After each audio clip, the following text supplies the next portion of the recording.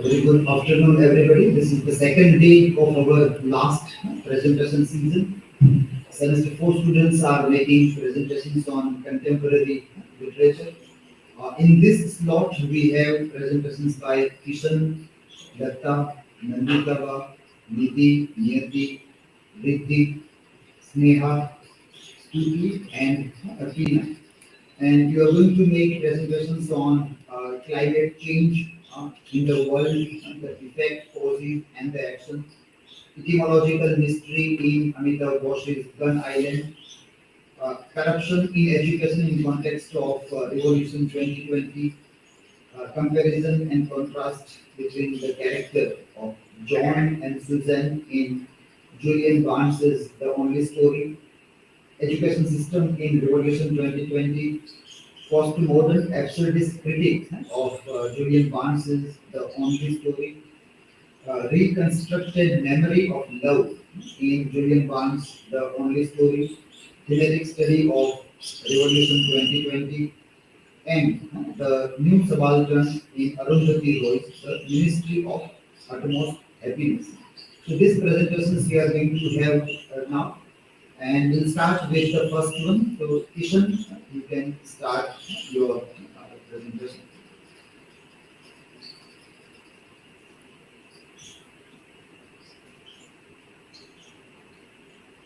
Unmute yourself and start.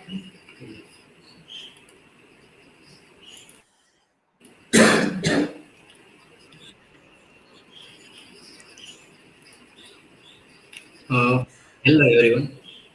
Good afternoon. I am audible. Yes. Yeah. So today I am present paper number 207 contemporary literature, and in this paper my topic is climate change in the world, effect, causes and action. So let's start. Here is my table content. What is climate change? Video, one video also climate change. How to climate change? Introduction in this video. What is effect of climate change, and what is causes of climate change, and what kind of action can be taken in the climate change.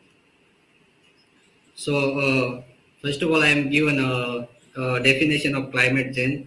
Climate change refers to long-term shifts is temperature and weather patterns. So these shifts may be natural, but since to 8,000 human activities have been the main drive of climate change, primarily due to the burning of fossil fuel like coal, oil, and gas, which produce heat trapping gas.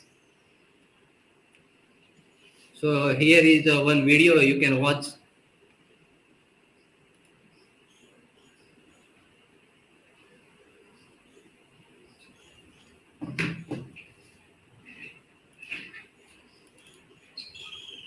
The Earth's climate system is driven by two things: the way energy from the sun moves in and out of the atmosphere, and the way heat moves around the atmosphere and the oceans. Energy from the sun is the main driver for our climate system. When the energy from the sun reaches the atmosphere, some is absorbed and some is reflected, mainly from clouds. Most of the remaining energy heats the Earth's surface, although again, it moves around the atmosphere and the oceans. Energy from the sun is the main driver for our climate system. When the energy from the sun reaches the atmosphere, some is absorbed and some is reflected, mainly from clouds. Most of the remaining energy heats the Earth's surface, although again a tiny fraction is reflected. The Earth's surface then loses its heat again through rising air currents, radiation, and the evaporation of water.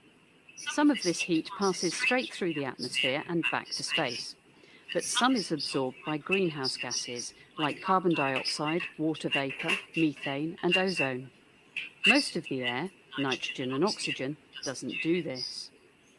The atmosphere re-emits the absorbed heat. Some escapes to space, but some heats the Earth's surface again. Eventually, all the heat escapes into space, but not before the temperature of the Earth has been raised enough to allow us to survive. If the greenhouse gases didn't absorb and re-emit heat, we wouldn't be able to live on Earth. If nothing else happened in the Earth's climate system, weather and climate wouldn't change across the globe. However, the sun's energy is distributed unevenly across the globe.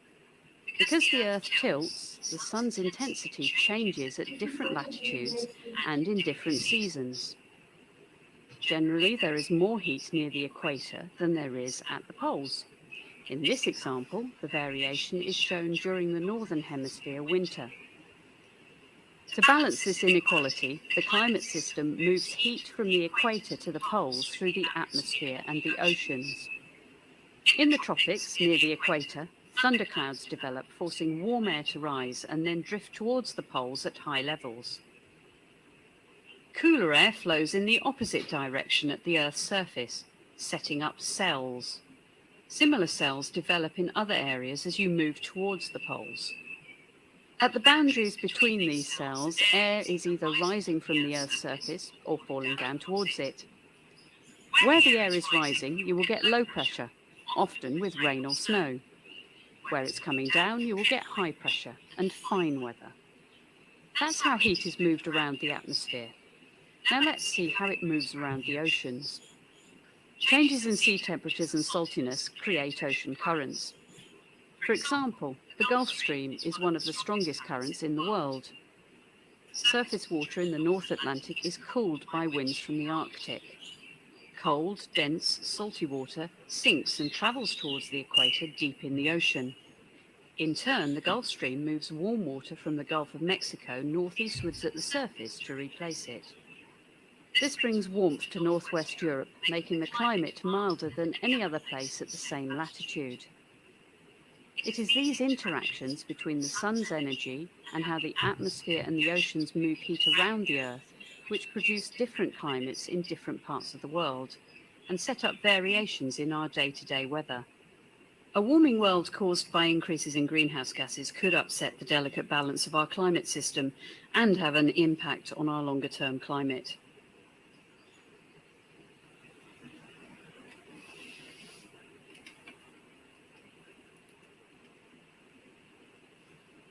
So what is effect of climate change?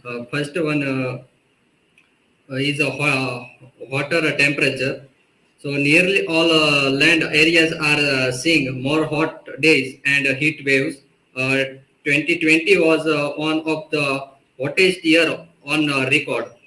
Higher temperature increase heat-related illness and can make it more difficult to work and move around. Wildfires start more easily and spread more rapidly when conditions are hotter. Another one is more severe storms. So change in temperature cause change in rainfall. This result is more severe and frequent storm. They cause flooding and landslide, destroying homes and communities and costing billions of dollars. Third one is increased drought. So water is becoming scarcer in more region. Droughts can stir disaster sand and dust storm that can move million tons of sand across continent. So deserts are expanding, reducing land for growing food. So many people now face the threat of not having enough water on a regular basis. Next one is a warming rising ocean. The ocean soaks up most of the heat from global warming. This melts ice sheets and rises sea levels, creating coastal and island communities. So the ocean also absorbs carbon dioxide, keeping it from the atmosphere. So more carbon dioxide makes the ocean more acidic, which endangers marine life. Next one is not enough food. So changes in climate and increases in extreme weather event are among the reason behind a global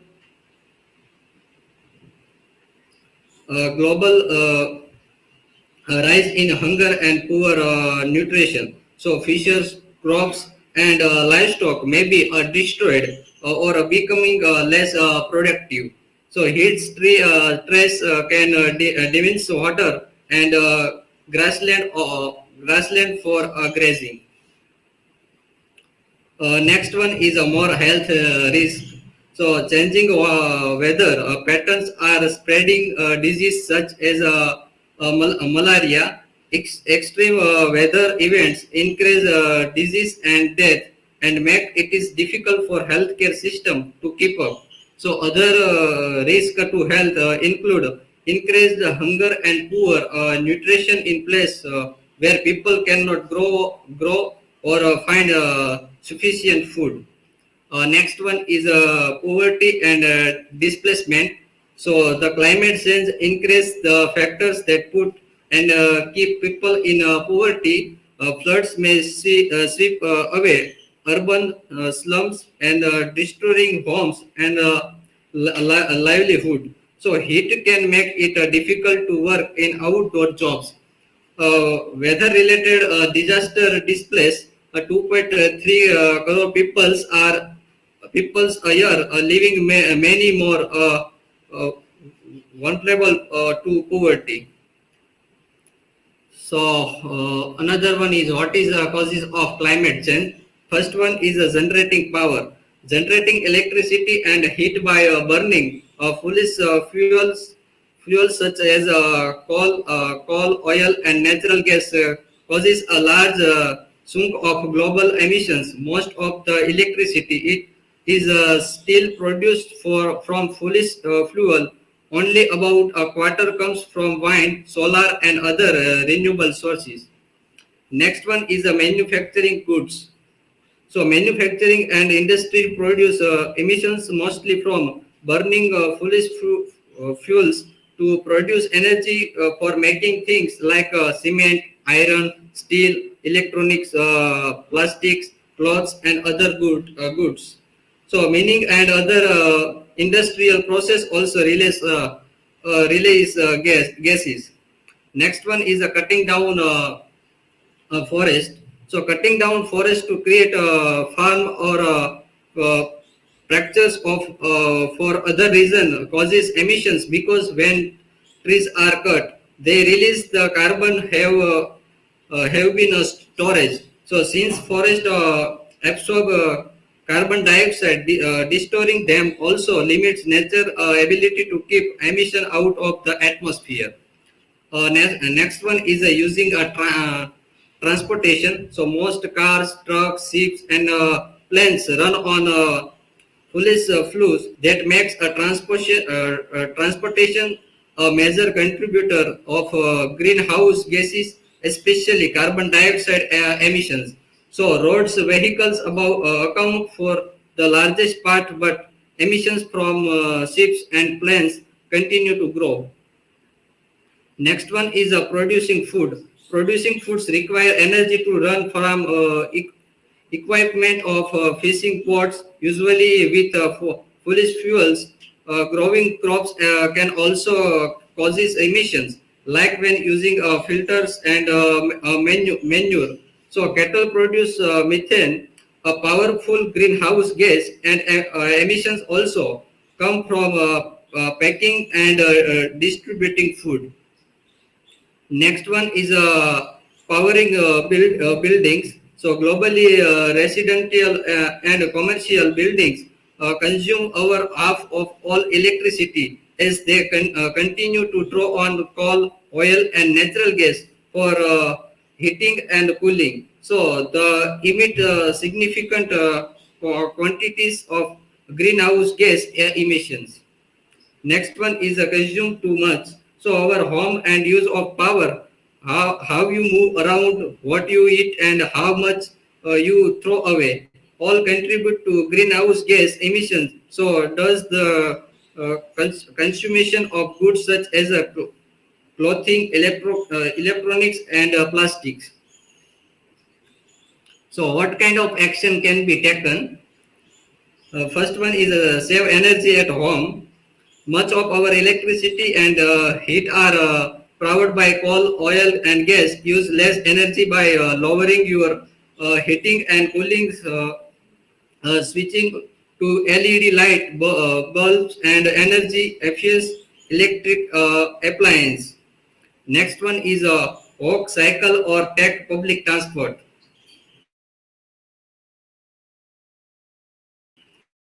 The world's roads are clouded with vehicles. Next one is eat more vegetable. So eating more vegetables, fruits, whole grains, legumes, nuts, and seeds, and less meat and dairy can significantly lower your environmental impact. Next one is consider your travel. So aeroplane burns large amounts of fossils fuels, producing significant greenhouse gas emissions. Next one is throw away less food. So when you throw food away, you are also wasting the resource and energy that were used to grow, produce, pack, and transport it. Next one is reduce, reuse, repair, and recycle. So electronics, clothes, and other items we buy cause carbon emissions at each point in production, from the extraction of raw material to manufacturing and transporting goods to market.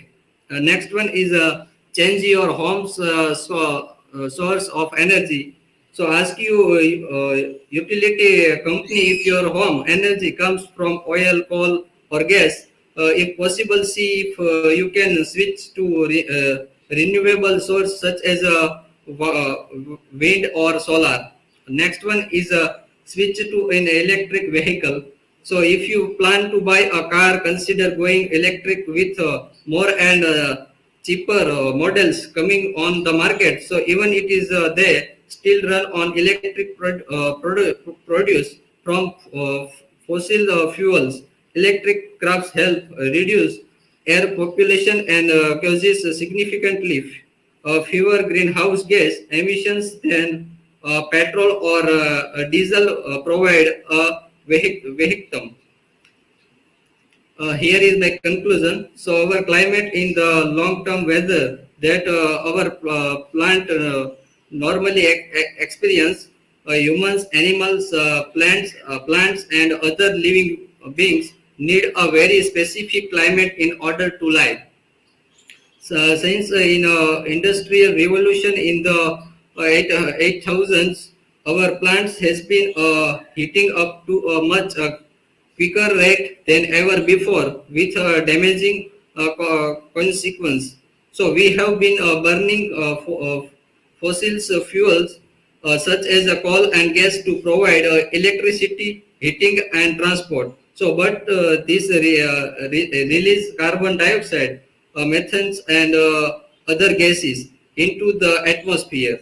They hang in the air like in invisible blanket, trapping the heat from the sun and stopping it from returning to space, warming up the Earth's surface temperature. As a result, we are seeing extreme weather from floods to droughts across the globe. It is also causing glacier and ice caps to melt, making sea level rise. So while we can't reverse to damage, we can make changes to slow things down, reduce our impact here on Earth, and create a more sustainable future. Thank you. Here is my citation. Thank you.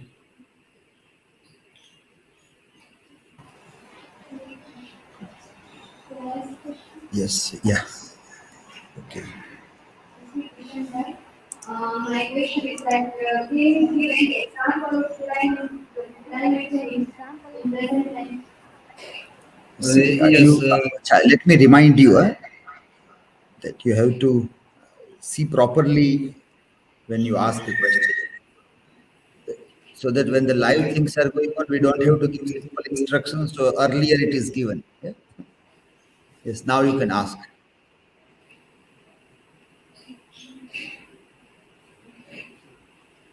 Yes, ask your question.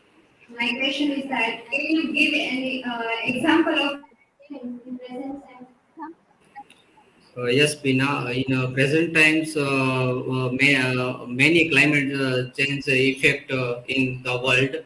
One is our India the cyclone in south, and in another country is also fire in the Australia is one biggest damaging.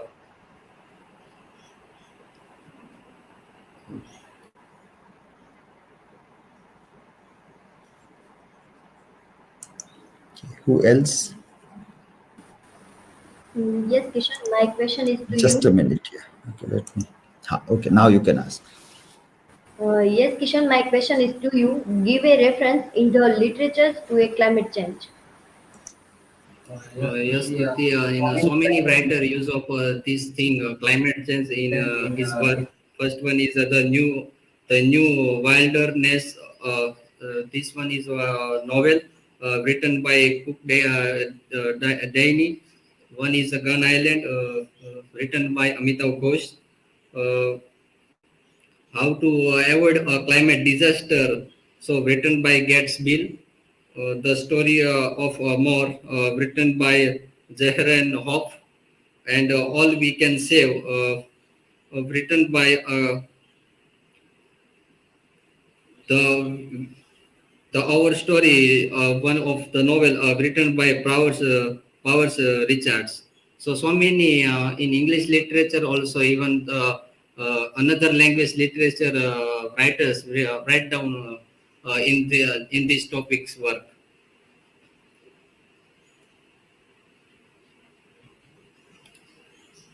Okay, so Now, what you two things you have to keep in mind. That one, that there should be some literature connection. Now here there is no reference of any literary text. So whatever things we are observing, so which literature is reflecting that and how? So in that context, we have to see. Okay? So you have not referred to any literary text. So far as you have just talked about climate change. So uh, you have to make it relevant in a literature classroom. Then you have cited, but those citations you are not used in text. In text, now you know what I mean by in text.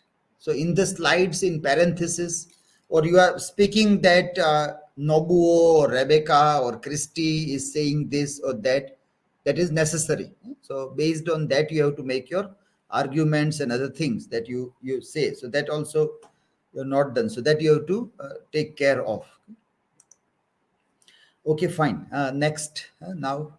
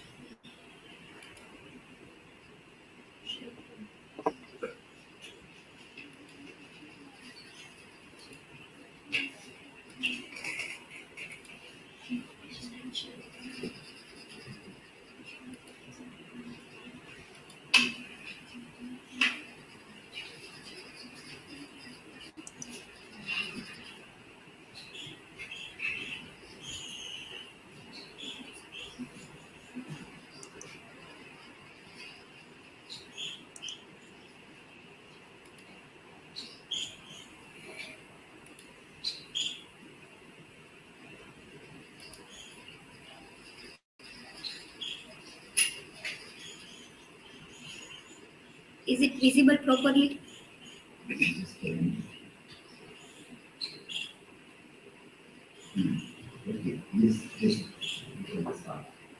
Okay, hello everyone. Myself LATTABEN, and today I am going to discuss about etymological mystery in the novel Gun Island. So the table of content is like first we will see about author's introduction, then we will discuss about novel's introduction, and then what is etymology and etymological words in the novel, conclusion and citation. So let's see a brief introduction about Amitav Ghosh. Amitav Ghosh was born in Calcutta and grew up in India, Bangladesh, and Sri Lanka.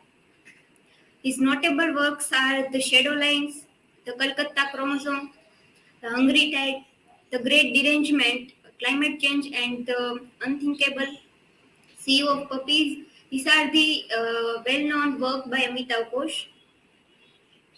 And this novel, Gun Island, is published in 2019 by the writer of this novel is Amitav Ghosh, and it is contemporary literature in English, and the protagonist of this novel is Dinanath Dutt. So first, if we want to understand etymological words in Gun Island, we have to first understand what is etymology first. So according to Oxford Dictionary, the study of the origin and history of word and their meanings, and the history of a particular word, it is called etymology. And if we look at the another definition of etymology, so Merriam-Webster dictionary said that the history of a linguistic form that shown by tracing its development since its earliest recorded occurrence in the language, where it is found by tracing its transmission from one language to another. It means we have to see the origin of that word to understand what the word is, what is the meaning of that word. So there are many words used in Gun Island by Amitav Ghosh. For that, we have to go deep in that word to understand what the word is mean about. So etymological mystery in Gun Island.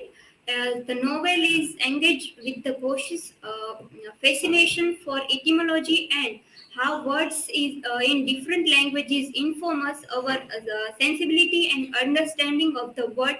It is displayed by Ghosh in this novel. And as Soumya Bhattacharya said, at the heart of the story of Gun Island, there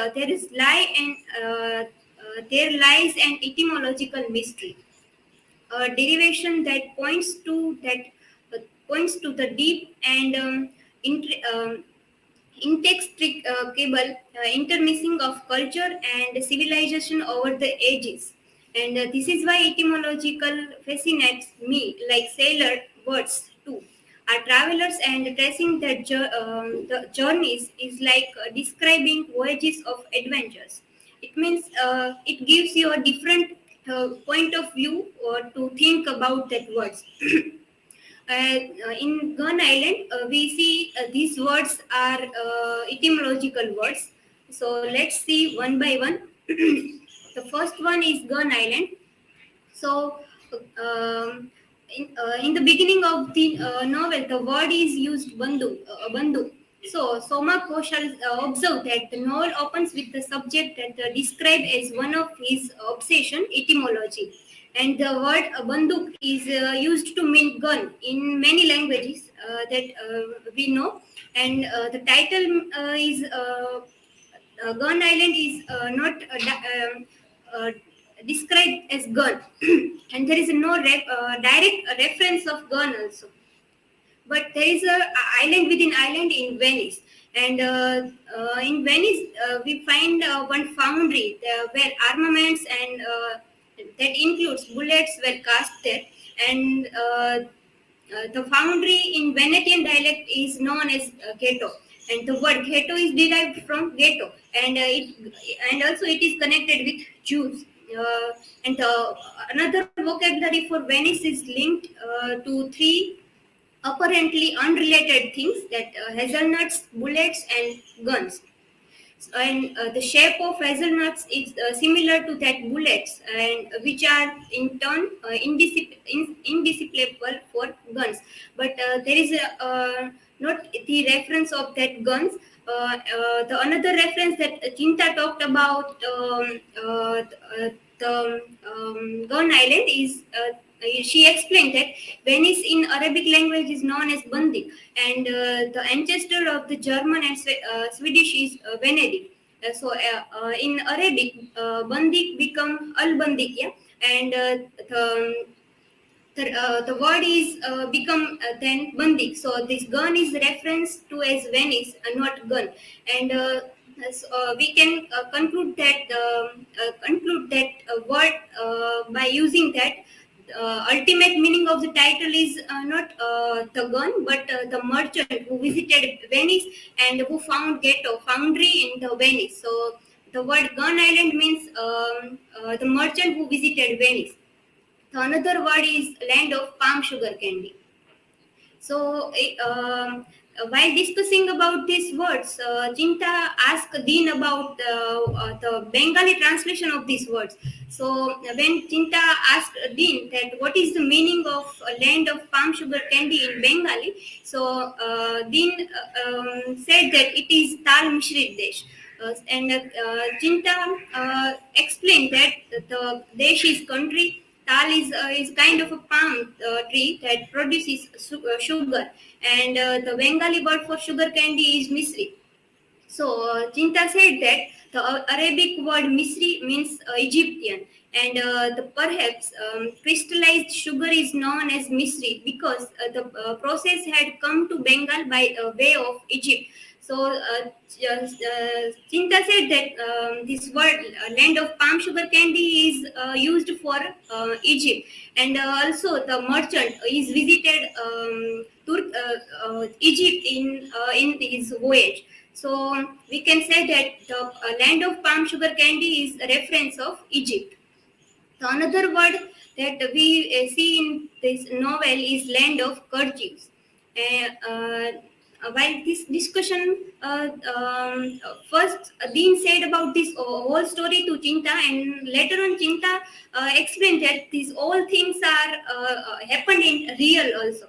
And for prove this point, she explained this all things and asked Dean about the Bengali word of land of kerchiefs. And Chinta said about, and Dean answered that it is called Rumali Desh in Bengal.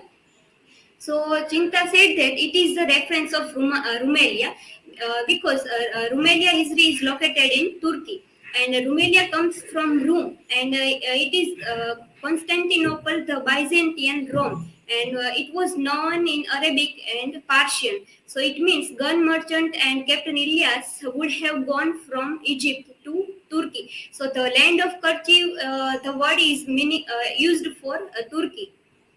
The another word is land of chains.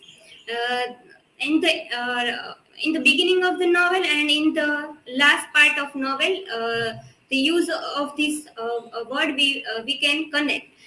In the first in the beginning of the novel, when Nilima told a story to Dean about this Mansa Devi and gun merchant, she said that. The merchant was captured by pirates, and they took him to sell, and in which ocean they can took them. It is called Shikoldri, and it is a Bengali translation of this word land of chains, and the merchant was captured by pirates in that area. And in the last part we will see that the boat was boarded to the place. It is called Sicily. So, and the reference of Sicilia is the word Sicily. It means the land of chain is the reference of Sicily, and gun merchant also go through this place, and it is called Sicily. Another word that we see in the novel etymology, it is ghost. It means booth. in the chapter Brooklyn, there is conversation between Dean and Tipu through the email, and Tipu asked Dean that what is the meaning of booth, and he asked them, does it mean post or something else? And Dean explained that in Bangla, booth comes from basic but very complicated Sanskrit root, and it is called bhu. Bhu means to be or to manifest. So bhut simply means to being or the existence of being. So this word bhut is reference. Another way it is used as a past, as we used bhutkal, and in the sense of past state of being. So like time past. So the word bhut is not the bhut is not meaning as ghost here, but it is a memory, and in the form of memory, it lives with all of us. So the ultimate meaning of bhut is not ghost, but it is a memory. The last word is possession. After being visit the shrine and knowing all the stories, he thinks that he is possessed by all these things. So then Chinta explained that about the possession, and Dean also gives his significant reasons about that. And Chinta, both are talking about that, and Chinta wants to prove that it is about Mansa Devi and this story, and Dean explained scientifically this reason.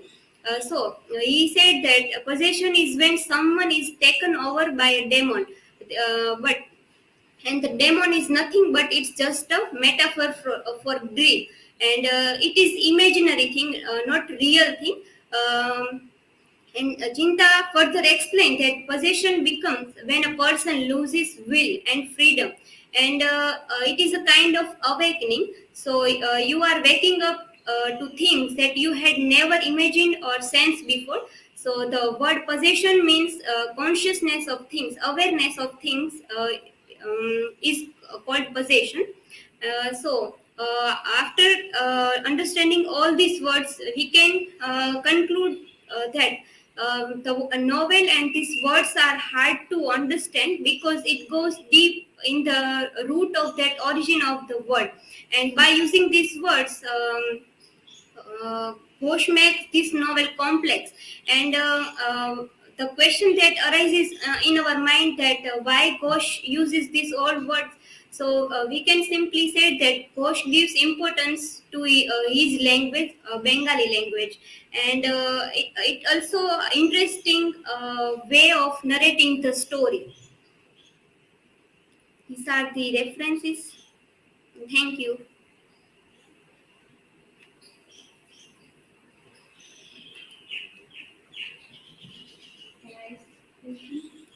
Just a minute.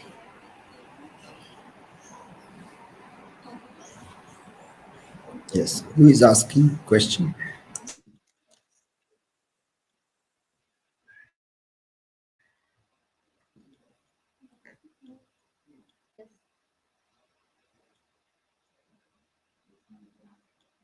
Okay, Lata. So Amitav Ghosh uses many etymological words in his novel. For example, you told about the Gun Island, the palms, sugar candy, and possession, etc. So, did you know that from which language the word etymology derives? Yes, Pina. Ghosh uses many etymological words, and this etymology is derived from Greek language.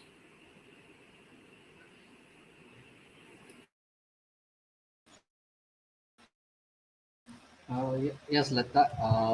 My question is, what have you thought about the title of the novel when you started reading the novel? Yes. When I saw the title and the front page of the novel, I thought it is about gun and the story. Like there will be a weapon in the novel, but no. There, as I have explained, the Gun Island means the place that visited by merchant. So first I I thought that it was about the weapon, but it is not about that. And that sense is come after the reading of the novel and after reading the various things.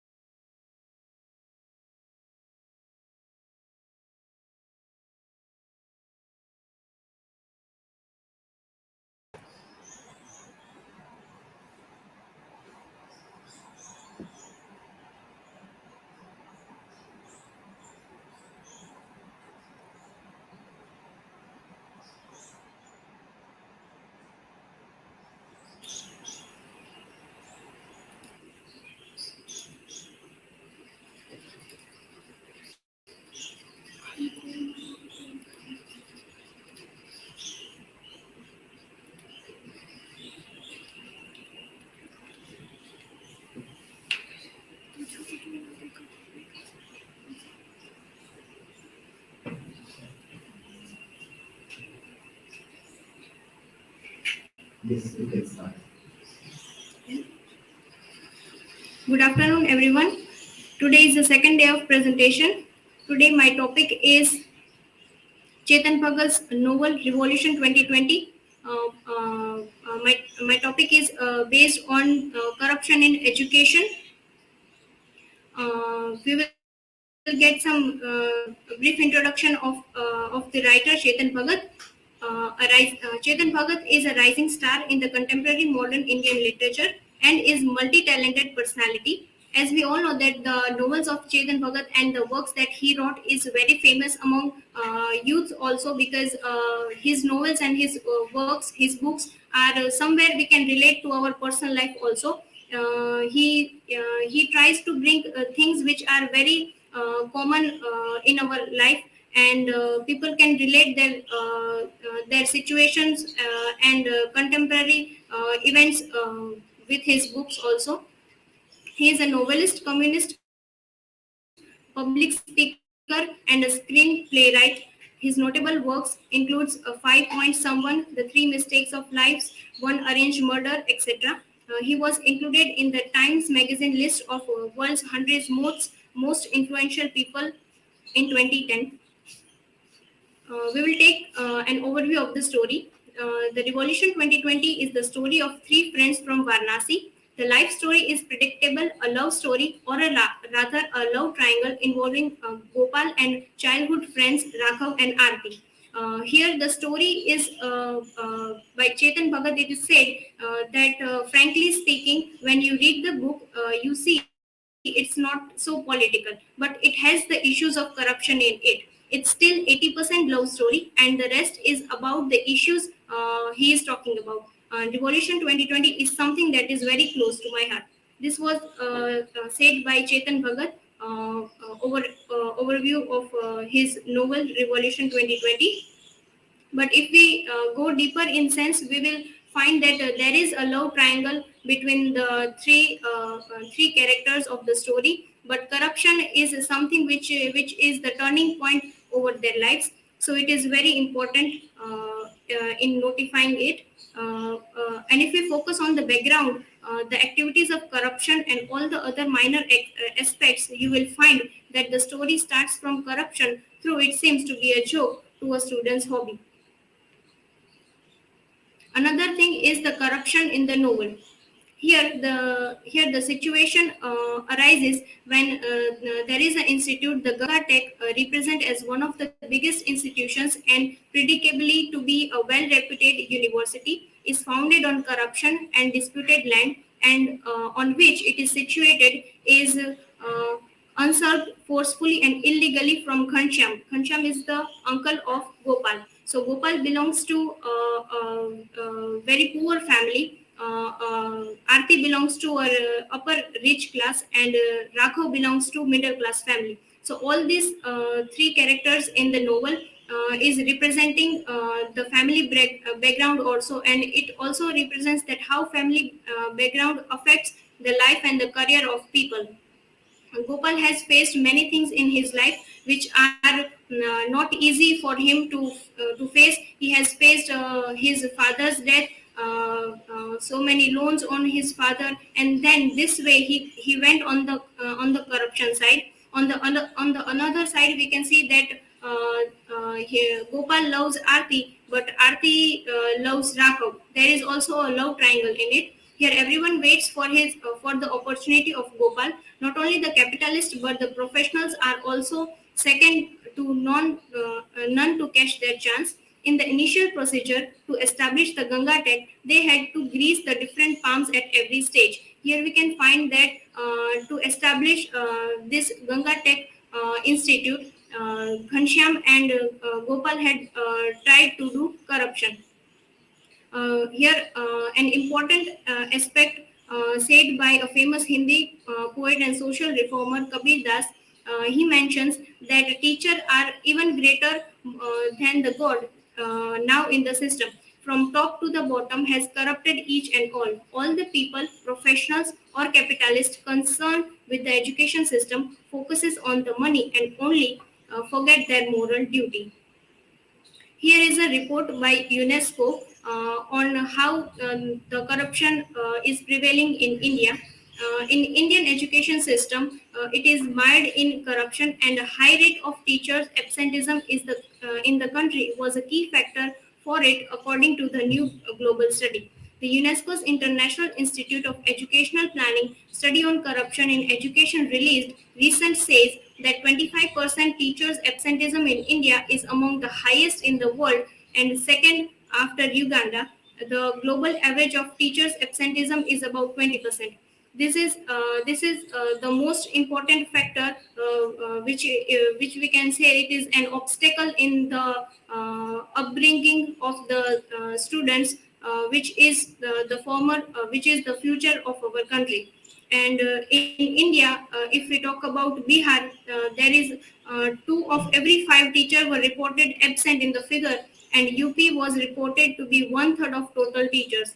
However, in states like Gujarat and Kerala, the figure was lower than 15%, and the report based on several small studies. Another indictment of the story states of Indian education was the view held by students that cheating in examination is their traditional right, and in India, universities cheating is now well established. If we see that from from UKG, LKG to our board exams or to our masters and graduation, we find cheating a very cool thing. We find that it is very good, or we got fun over that thing, but we don't understand the gradual effect of cheating in our life, or what it affects in our result and our personality.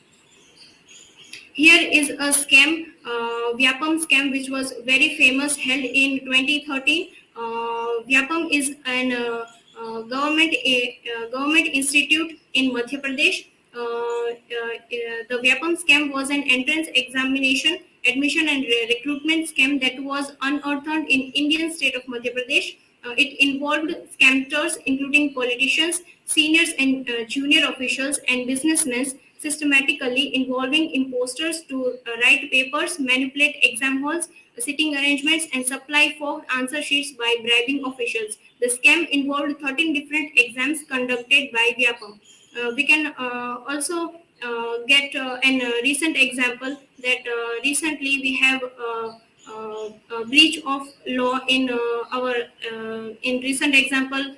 The head clerk exam was cancelled because day before the paper was released. So all these scams are prevailing in our society, but none has taken steps to prevail it.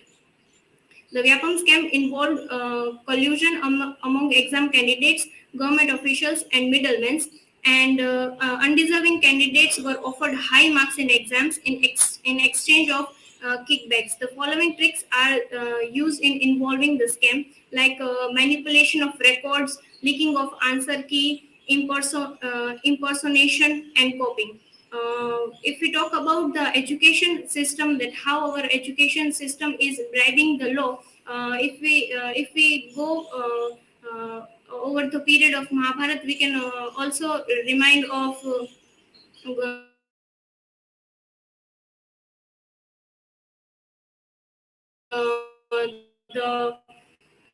the scenario of Eklavya to earn from Dronacharya, but Dronacharya refused him because he was not having not having the family background what other students were having. So and on the other hand, we see the character of Karna, who wants to earn the learnings from Dronacharya, but Dronacharya also refused him. And then he went to Parshuram, and Parshuram also refused him. So both are the same thing, but in the context of Dronacharya, Dronacharya said that I will not teach you because you are not a Kshatriya, and Parshuram says that I will not teach Karna because he was a Sud.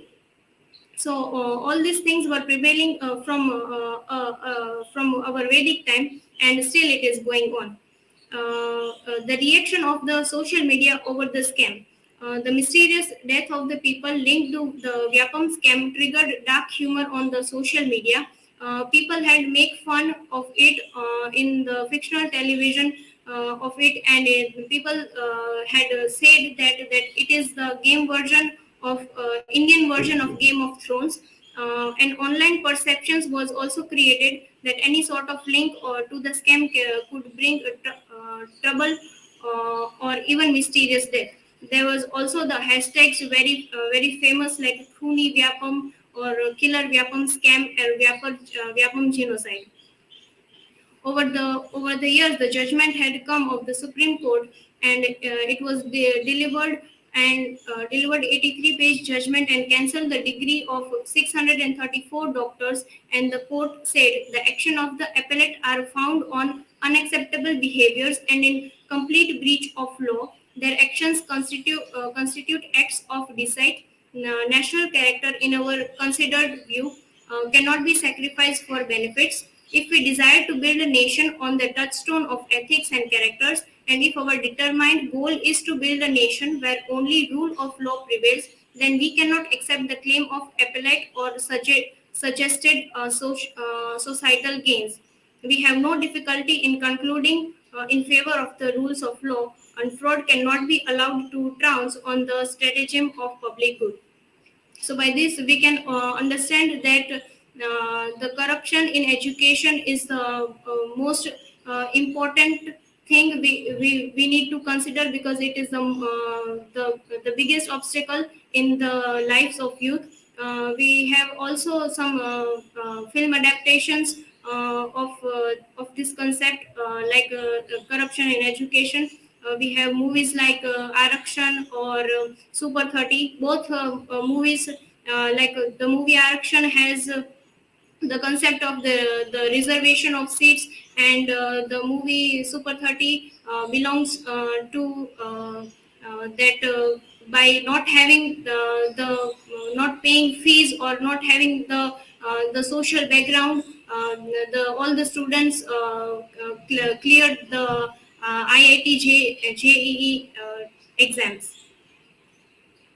Thank you. Here are my references.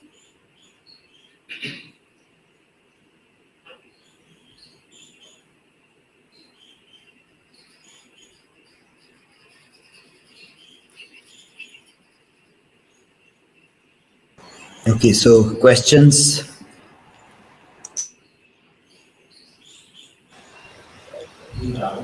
Yes. Nandita, my question is, Does learning ethics at least minimize corruption?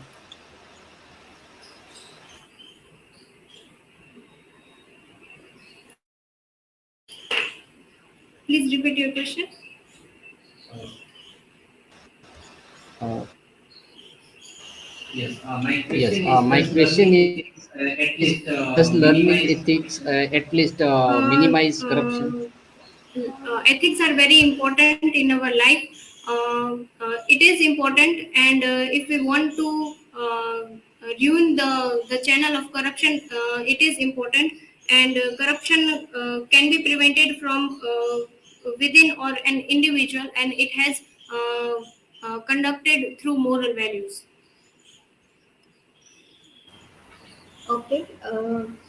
So Nandita, my question is how corruption affect education system today, as per your view?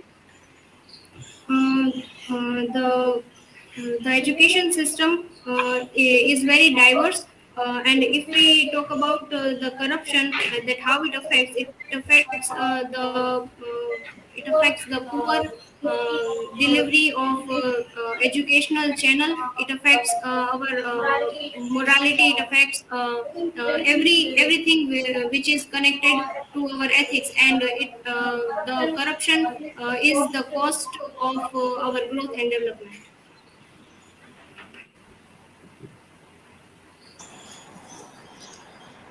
Okay, so uh, it was well prepared, but citation still you have a problem. So you are still not citing things properly. Alphabetical order is not maintained. That is very basic about that.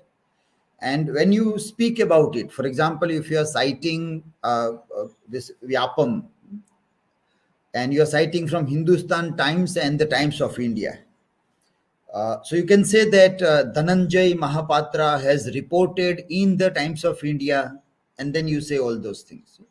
Or Neeraj Santoshi reported in Hindustan Times. So you have to take a little bit of distance from what you are saying. Because this contemporary things or the corruption charges, that if you have investigated, then you can say in the language you have said with that authority. But we have not seen that with our own eyes. To us it came through the news, so we have to keep news in between. And on those things we have to stand and say. So if somebody says tomorrow that, well, you are wrong, then you can say that, well, I refer to the newspaper. So if newspaper are wrong, then I am wrong. I don't have any problem. So that is the base of citing the things when we go into the thing. So that way, if you say, then you are incorporating the references with your argument. At least in speaking, you have to bring it in that way. Supreme Court judgment also you cited, but not cited. Yeah, that you have referred, but you have not cited that. That also you have to cite, yeah, that judgment about Supreme Court about cancellation of the degrees of 634 doctors. So that also needs to be cited properly. Okay, fine. Yeah. So next now.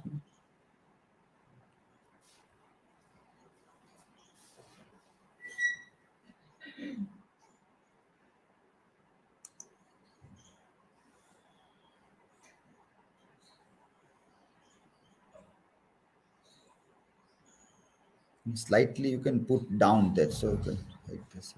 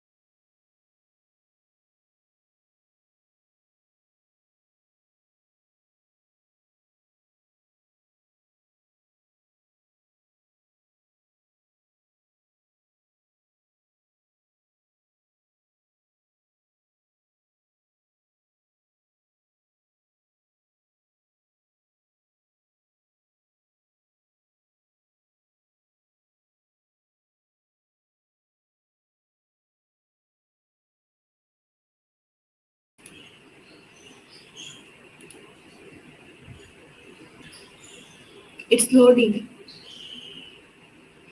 Is it visible? Is now Okay. it's done. Okay. So hello everyone. This is the fourth season of our presentation, and today I am going to compare the two characters from the novel Only Story written by Julian Barnes. So these characters are the Joan and Susan. So it is our paper number 207, Contemporary Literature in English. So the story begins with the very fascinating quote: "Would you rather love the more and suffer the more, or love the less and suffer the less?" That is, I think, final and only real question. So about the Only Story. So Only Story is written by Julian Barnes, and it is the memory novel, and it was first published in 2018. And the setting is the London 1916, and our narrator is the Robert Paul, and Robert Paul is the unreliable narrator of this story. So about the Julian Barnes was born in 1946 in England, and he was a writer, and he also wrote the novel, short story, essay, and memories. And he also awarded by notable awards like the Man Booker Prize, Jerusalem Prize, Prix Feminine Prize. So let's begin our character evaluation. First, I would like to give the introduction about the Susan McLeod, and later I will give the illustration about the John. So Susan and John both are the important character in this novel. And we can say that Susan is the protagonist of the story. So many incidents, half of the novel based on the love story. And the one-sided character of Susan. That Susan is the most important character. She is the beloved of the 19-year-old Paul Robert, and she is also wife of a Gordon MacLeod. She is the 48-year-old, and she has a two daughters, Clara and Martha. And Susan is not only woman who has the only love toward the Paul, but she has so many relationships throughout her life. So here question is that what is the role of Susan in the life of Paul? So Susan is the antique object of Paul's devotion, remain a vogue and pathetic presence in the novel. And Charles says that that is the doubtly disappointing because he is potentially more interesting than a Paul, and yet another privileged man who got a burn on love despite being such a nice guy. So we can see that Susan is the character is the belonging from the modern era. She is not a character from like a Victorian character, some kind of a good lady, some kind of a very house and housey and fairy lady. But Susan, we can evaluate that throughout the life, Susan suffered a lot. She met so many bad incidents. She has seen so many disasters throughout the life, and these kind of impact create a great we can say, a great disaster in the life and her own character. She is not able to bear such kind of pain. She is not able to bear any kind of distance, and she wants that somebody constantly love her. And one of the most important thing about the Susan is that she is always keeping from the such a situation where she was not able to handle that situation. So Kate in a one review, Kate is the reviewing that Susan is at the first an alluring, rich, potent presence and full of ironic turn of the speech, from which we infer a great intelligence. But she becomes the reduced by the middle of the book to the series of the repetitive tropes, and while even her nickname, a vital part of her charm, are reduced to the verbal tics. Mr. EP for the man who hits her, and hits her, and Mr. Beggar for Paul. So we also notice that Susan gives the nickname to his husband. So it is a very comic. Also, it is very tricky that she is giving the nickname, and while we are reading the particular book, we can find that in the initial part of the novel, the focus is on the Susan, but later on, the focus is turned on to the main character, Paul. Paul tells his story with his memory. So Susan's affair trajectory. So throughout the novel, we come to know that Susan has a more than a 3 relationship, and these all relationships are disaster for her. So is it really true that Susan is not happy with this relationship, or what kind of things are happen that Susan always try to escape from this relationship? So this trajectory discussed by the Heller in a one book. She wrote a book review that Susan is no Mrs. Robinson. So Mrs. Robinson is the character from the Beverly Gray's work, Seduced by Mrs. Robinson. So these are Seduced by Robinson. There is the one character named Mrs. Robinson. She seduced the graduate student. So here Heller says that she is not Mrs. Robinson, and she is not a mother-like figure. But in fact, it is hard to read it to see her attraction. Barnes spell out the rough contour of the affair's trajectory early on, include how long they will last under the same London roof, and we know from the start that this will not end happily. So we know that Paul and Susan went to London for living together. So one can assume that it will be not possible, because the age difference between Paul and Susan is also very high, and maturity also play a very important role. While at the beginning of the novel, we see that Paul was just about to 19 years and Susan was around 48. So they went to London. So one might say that it will be not possible that they might live happily. So one also important incidents noted by Julian Barnes in the novel, that Susan became the victim of child abuse in her childhood.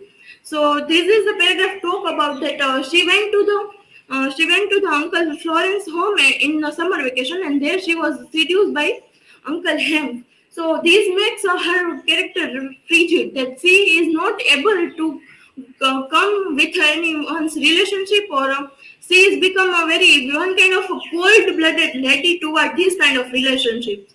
So childhood's abuse create a great impact in the character of Susan. So Alexa reviewed that Susan's identity becomes the obdurated, resistant to the interpretation, and compounded by the buried trauma of her past, and flightingly described the childhood sexual abuse and the stunted, painful marriage. A functioning human being is replaced by one concerned mainly with a fugitive self-protection. So now question arises that the relationship of Paul and Susan also becomes a disaster. So who is the responsible for this disaster? Is Paul responsible or Susan responsible?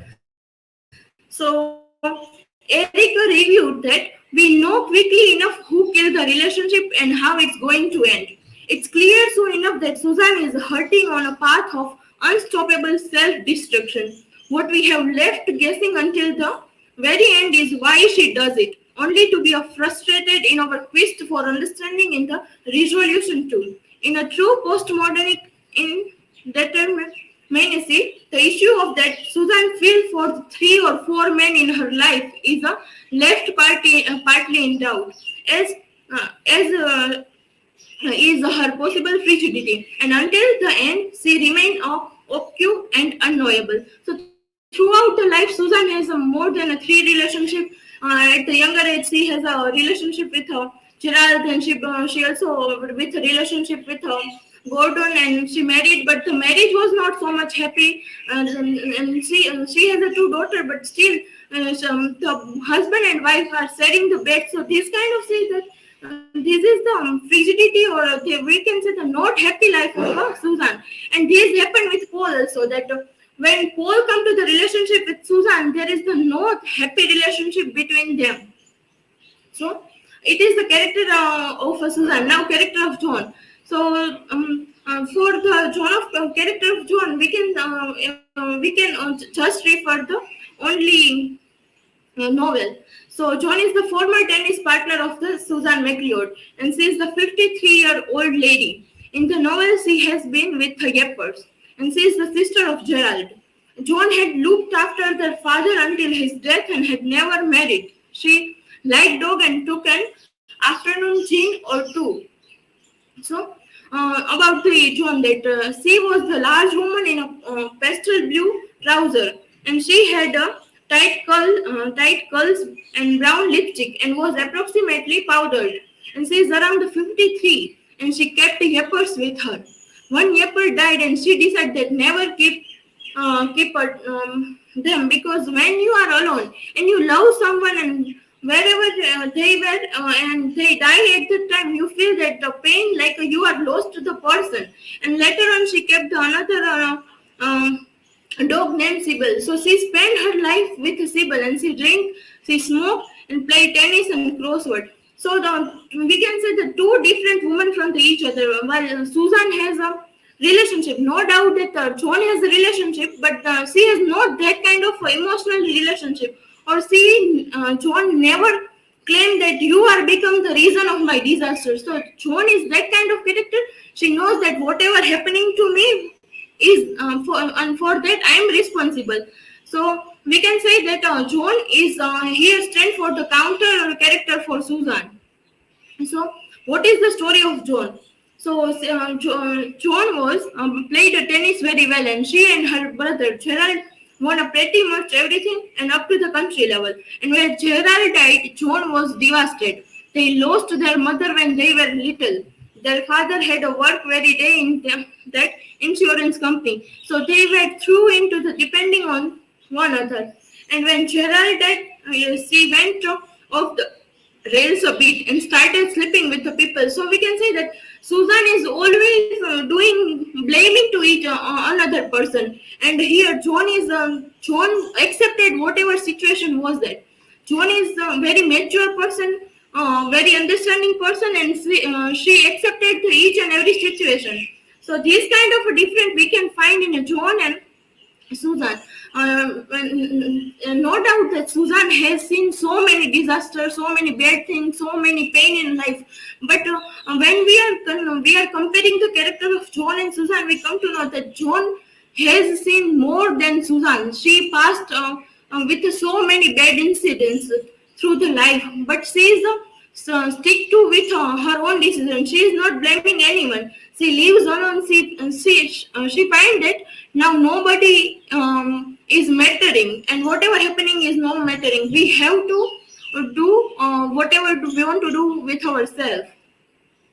So compare and contrast of Joan and Susan. So this comparison is done by me. So Susan is the most important character, and Joan is the also most important character. And throughout the novel, we find that there is the most of talk between Paul and Joan. And Joan advised him to how to behave, what is the moral of life, and there is a one beautiful incident where Paul asked to Joan that why she had cheated in a crossword. So there is a very good comment, so good answer given by the Joan. And I have also mentioned this. We will see that.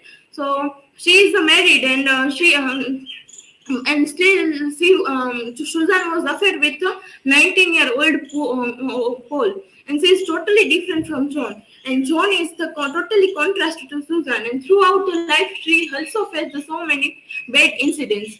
So Susan and John are totally different, and John is the more mature, understanding, and John is the counter character of Susan. She had digested the philosophy of life. Susan throughout the life faced so many things like a child abuse, her marriage was not so much happy, and also relationship with Paul, she become alcoholic. Her two daughters also abandoned her. But while we evaluating the Joan's character, we see that her life was also disaster. She had faced so many pains, but Susan. She knows how to, but Joan knows that how to digest these things, how to handle the situation. We cannot blame each and everybody for our pain, our sorrows. So Susan throughout their life tried to escape from the situation, while Joan is the best example of character who understand for existential philosophy of life. So Susan drink like anything and she want to escape from the life, while Joan is not doing that. She is independent, and Joan is the character who now understands that what are happening. We are responsible for that. And there is the one incident when Paul asked to Joan about the cheating in the crossword. So she said that, you see, I hope you never get there yourself, but some of us get to the point in life where we realize that nothing fucking matters. And one of few sides benefit of that is, you are not going to go to hell for filling in the wrong answer in the crossword. So she is talking about the crossword, but simultaneously she is talking about the life. So this kind of philosophy and this kind of we can say that the way of living the life describe a Joan. So to summing up, we can say that character of Joan is the more fascinating in the novel. And Joan has faced so many disasters, so many pain, but she has the ability to digest it. And Susan's character and Joan's character is totally contrast. Joan stands as the counter character for the Susan. So if one can do it the evaluation, that he or she can find that Joan's character is the more strong character. She stands for Susan, that Susan is doing this kind of thing, but it is not true. We can live our life with our own way. We cannot blame anything. So these kind of things are among between Paul and Susan. Thank you. Here is my work citation.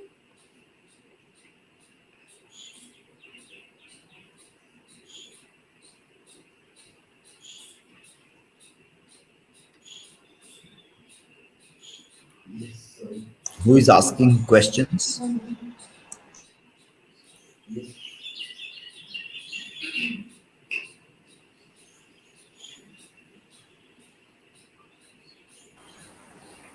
Yes, Nidhi. According to you, Susan is really Okay, now. Nidhi. What according to you is really Susan is really responsible for her destiny, or if you have a chance to chance depict to the depict the character of character of Susan, Susan? what will What will your you? depiction? Mm. Yes, Susan is responsible whatever happening with her. And if I have a chance to depict the rewrite the character of Susan, I make a few changes. Like Susan is a very weak character. She, no doubt, that has suffered so many pains. She have seen like child abuse. Her marriage was not happy. Her fiance, like Gerald, also died. But our life is in our own hand, and we cannot blame each and everybody whatever happening with us. So if I have a chance to rewrite the character, I make a few changes like this. So my Susan will be more mature than this Susan.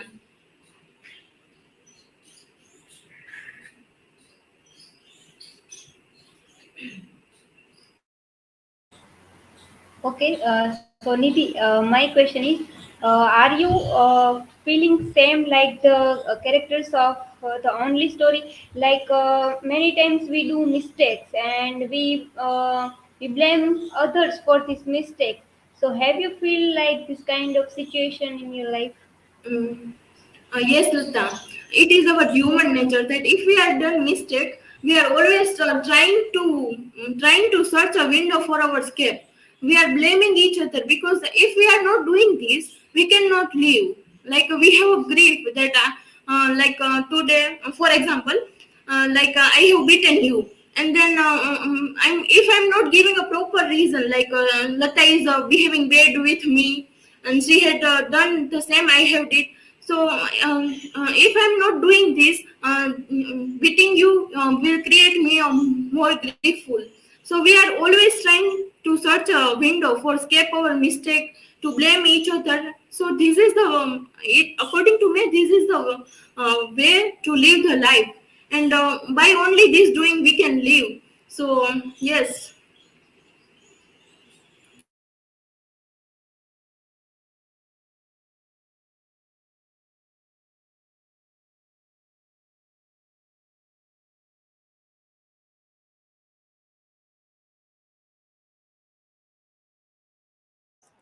And in the citation, you have used the name of Edwards Allen. Edwards Allen. So why that you have cited? Because we saw that copyright goes to that person. Unmute and say. Unmute your mic. Because in website there is so showing that the copyright goes to that person. Okay, so let me share the screen. Okay.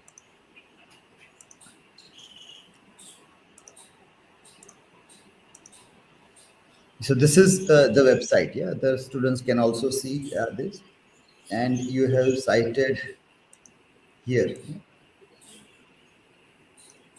Alan Edwards. Yeah. Yeah. So now this seems to be a copyright for a photograph, Okay. not for the writing. Now writing, for that you can scroll down. At the bottom, if you will see, you will find name of Ryan Roberts, who might be writing for this website. It's Ryan Roberts. And when you click on that, you find this. So this can be cited. He might be, maybe the site is managed by publishers, not by the writer himself. David Cohen and other things are given there. So maybe that. But this Ryan Roberts seems to be writing the thing, and his profile and the things are given. So that can be cited. But that seems to be for the photograph copyright. Then what else you have? Like you have cited several things, but you have not used that in the presentation. In the presentation, there were no names of anybody. You are doing character study. And now, for example, if you you cited Ron Charles, book review, Washington Post. So is that speaking about characters that you have taken anything from that? Yes, sir. In that review, he has talked about that person that Susan is doing this kind of thing. Is that cited, Ron Charles? Yes, sir. Let me see. Which slide you have done that?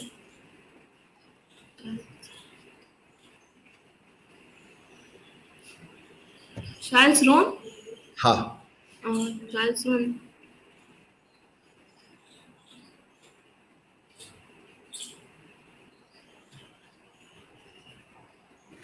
In slide number 7. Yes, sir. So here you have to say that as argued by Ron Charles about this character, and then you make that argument in this. Then Kate Clenchey you have cited. Yes. After that, in the next slide. Yes. On that. Yeah. So there also, in which work Kate Clenchey is referring to that? In another review written for the Guardian. So this writing for the Guardian speaks in this way about this character. That should be the use of the language when you speak. You can write also that, otherwise at least you can speak that when you make the presentations. Finally, when you study characters, you have to refer to any theorists who study characters. When you will try to Google, you will find name of E.M. Foster, Yes. Aspects of Novel. The work written by E.M. Foster, Aspects of Novel, where he is talking about how characters can be studied. He gave two types of characters in novel: round characters, flat characters. So that becomes significant. So either of these characters, right from the beginning till the end, are they changing or they remain flat? That is one aspect. Then what kind of conflicts they are facing? Is there any conflict in the character? How they resolve the conflict? So those are literary angles of looking at the characters, which also needs to be brought here. And there is one question by one another viewer also on YouTube, so that you can reply as a part of a comment. What are your grounds of comparison for these two characters? So, if that is not clear, then you can mention. Otherwise, you can mention that in this slide you have mentioned the grounds of the things there. Okay, fine. Yeah, next one now.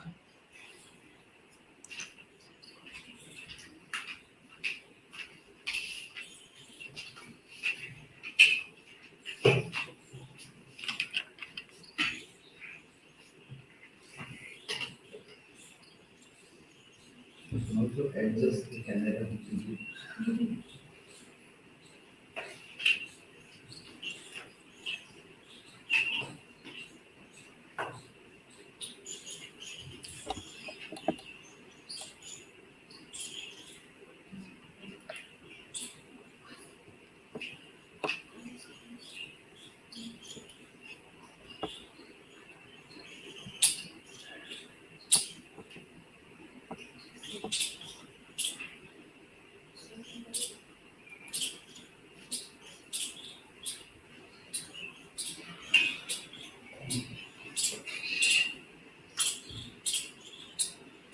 Come little bit near. Speaker can come little bit near. Are you near? Yes, sir.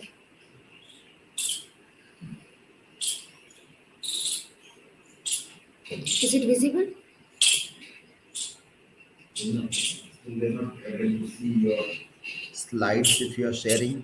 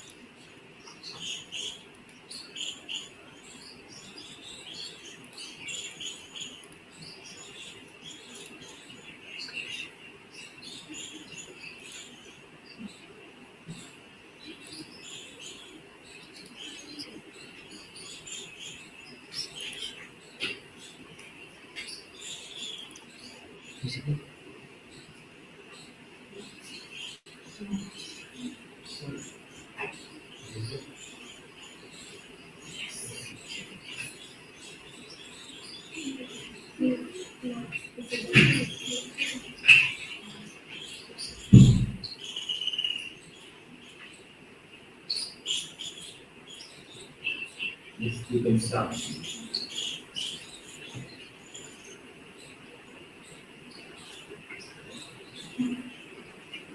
So my topic for today is education system in Revolution 2020.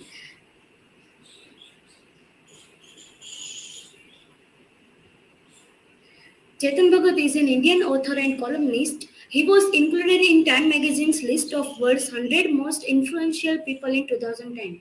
Bhagat graduated in mechanical engineering at IIT Delhi and completed a PGP at IIM Ahmedabad. He started his career as an investment banker but left it after a few years of Purdue writing. He has written 10 novels and 3 non-fiction books. His first novel, 5 Point Someone, was published in 2004. Bhagat won the Filmfare Award for Best Screenplay for Kai Poche at the 59th Filmfare Awards in 2014. Here are the works of the author.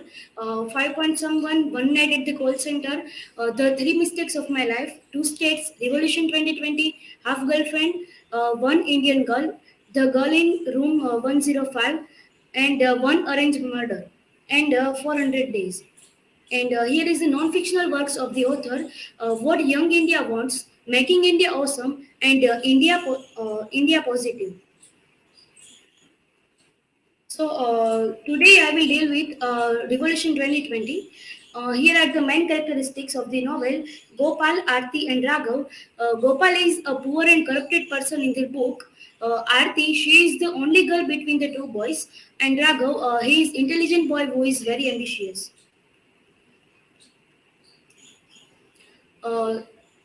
The genre of the novel is fiction, politics, and romance. The word revolution comes from the Latin word revolver. It means a change in the way a country is governed, usually by a different political system and often using violence and war. Revolution 2020 happens in 3 stages in Chetan Bhagat's novel and is listed as love, ambition, and corruption in the novel of Revolution 2020.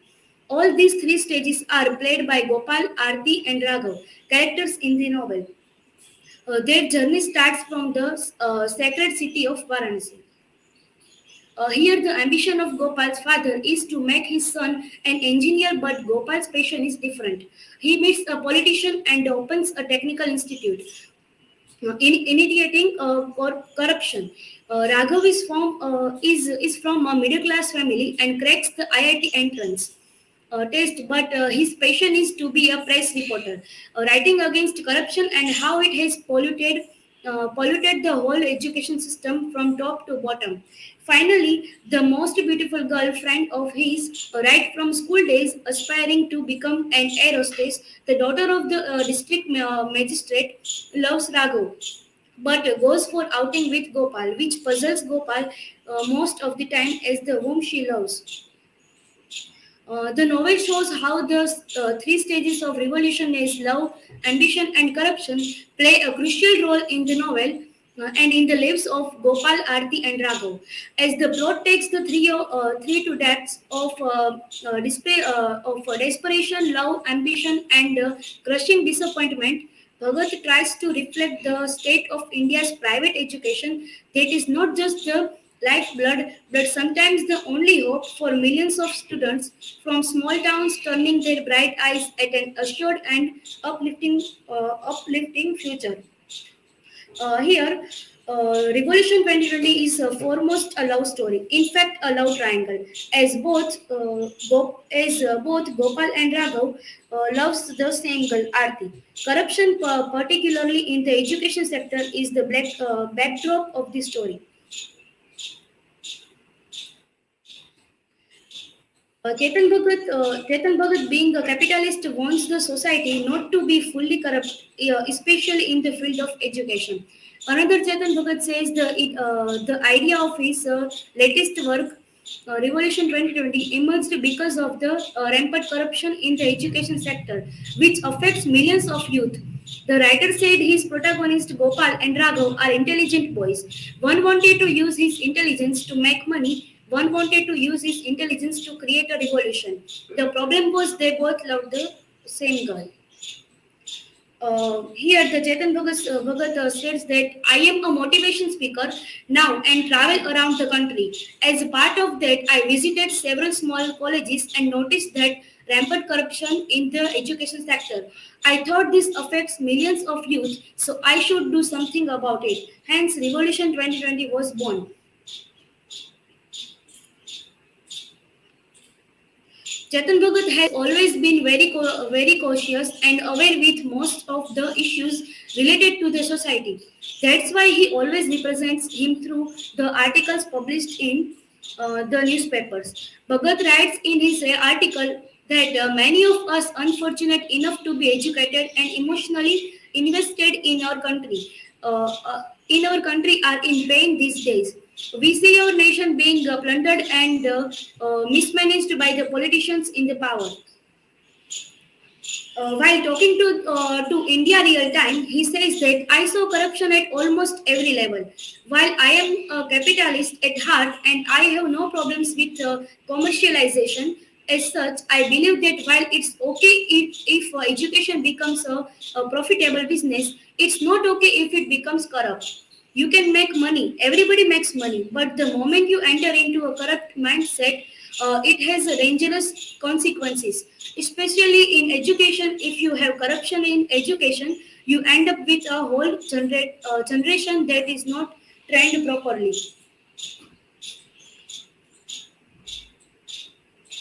And here, Nayantara Kilachand says that not writing what he preaches to Narayan Murthy, Chetan Bhagat's Revolution 2020, Bhagat recently listed out at Narayan Murthy for saying that coaching classes have led to the deterioration of the quality of IIT. Corrupted education system in the novel Revolution 2020 may be an attempt to highlight the inherent corruption rooted in India's education system and bring out the anomaly of non-profit organizations and commercialization of education. But the writing largely lacks the style that Bhagat has come to be known for. His description of a job fair where brothers who have fallen apart compete to market their own private colleges is a laugh out loud moment from the book. But the good stuff ends there. Gopal is contacted by a politician who wishes to build an engineering college on the highly valuable land that Gopal's family owns. Gopal agrees to the deal and joins the system of corruption in India in order to build the college with the politicians' black money. He is tired of giving white envelopes to officials, but no other choice he has. Bhagat's reflection on the coaching system that forms the first check-in point at the pearly gate of technical higher learning is not just tongue-in-cheek, but a dark censor of the reality for students who leave their homes to try repeatedly for a course that is brutally structured to eliminate the worksheet. Chetan Bhagat novels bring out the social imbalance through his novel Revolution 2020. He point out the problems such as corporate corrupted political lifestyle and corruption in the education.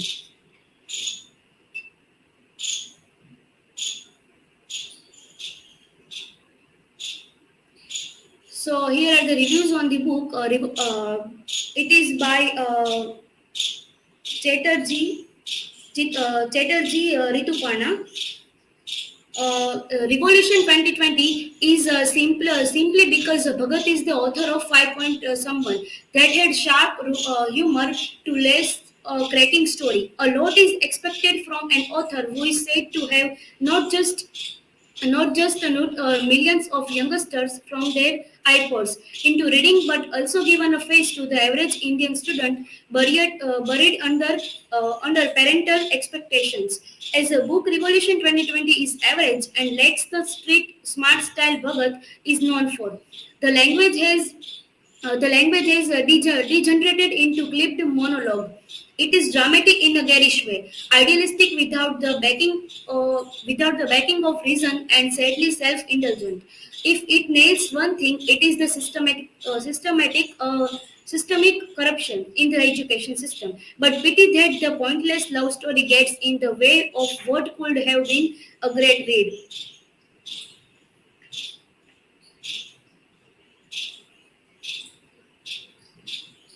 Okay, here are my citations.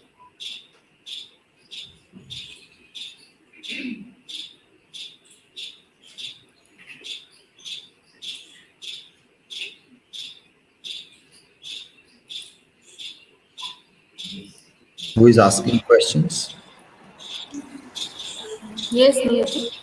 My question to you that Just a minute. Next. Yes, now you can ask. yes, hello Niyati. My question to you that uh, uh, have you evaluated the current education system? Like, is it good? Is it bad? No, in current time the education system is not good. Everyone and every student gets high marks and high position in the class, but they didn't get any knowledge or any knowledgeable idea, and they didn't get any reputable position in the country. And today's education system is not good in that way. We have this situation from many years, and now from 2 years we have a pandemic. And this pandemic brought education system very low from the earlier years.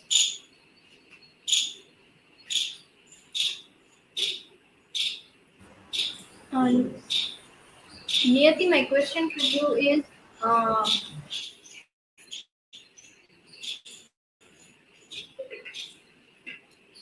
do you find any of corruption in education?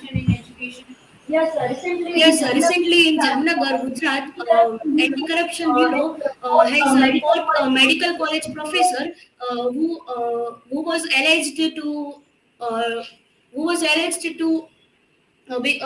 to sexual harassment and demanding bribe of rupees 1.5 lakhs from his junior teacher uh, for a favorable appreciable. And this is constant. We can see every day there are some news of bribe in schools, colleges, and many times we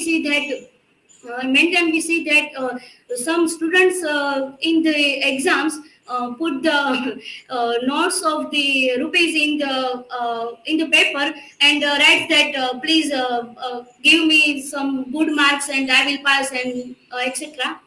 So yes, it is that.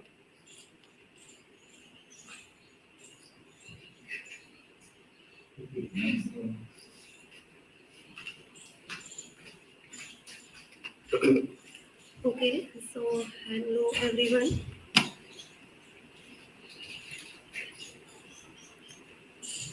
Good evening, respected sir and my all dear friends. Today we are deal with our second paper, contemporary literature, and let me share my screen.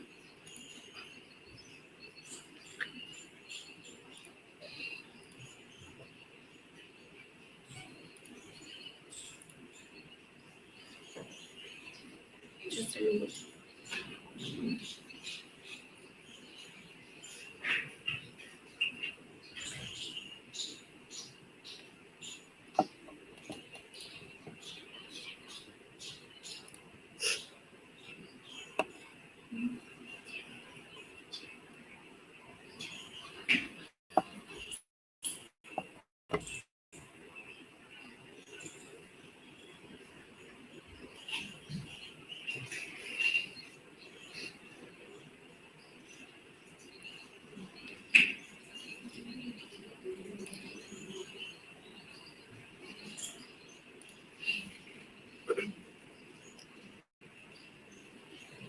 Is it visible, sir? Yes.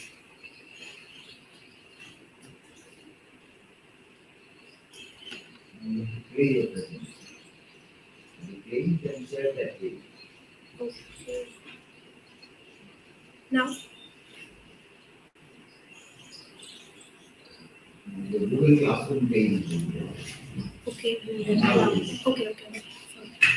Okay, so today I am going to present about my topic name is Julian Barnes, The Only Story, a postmodern absurdist critic.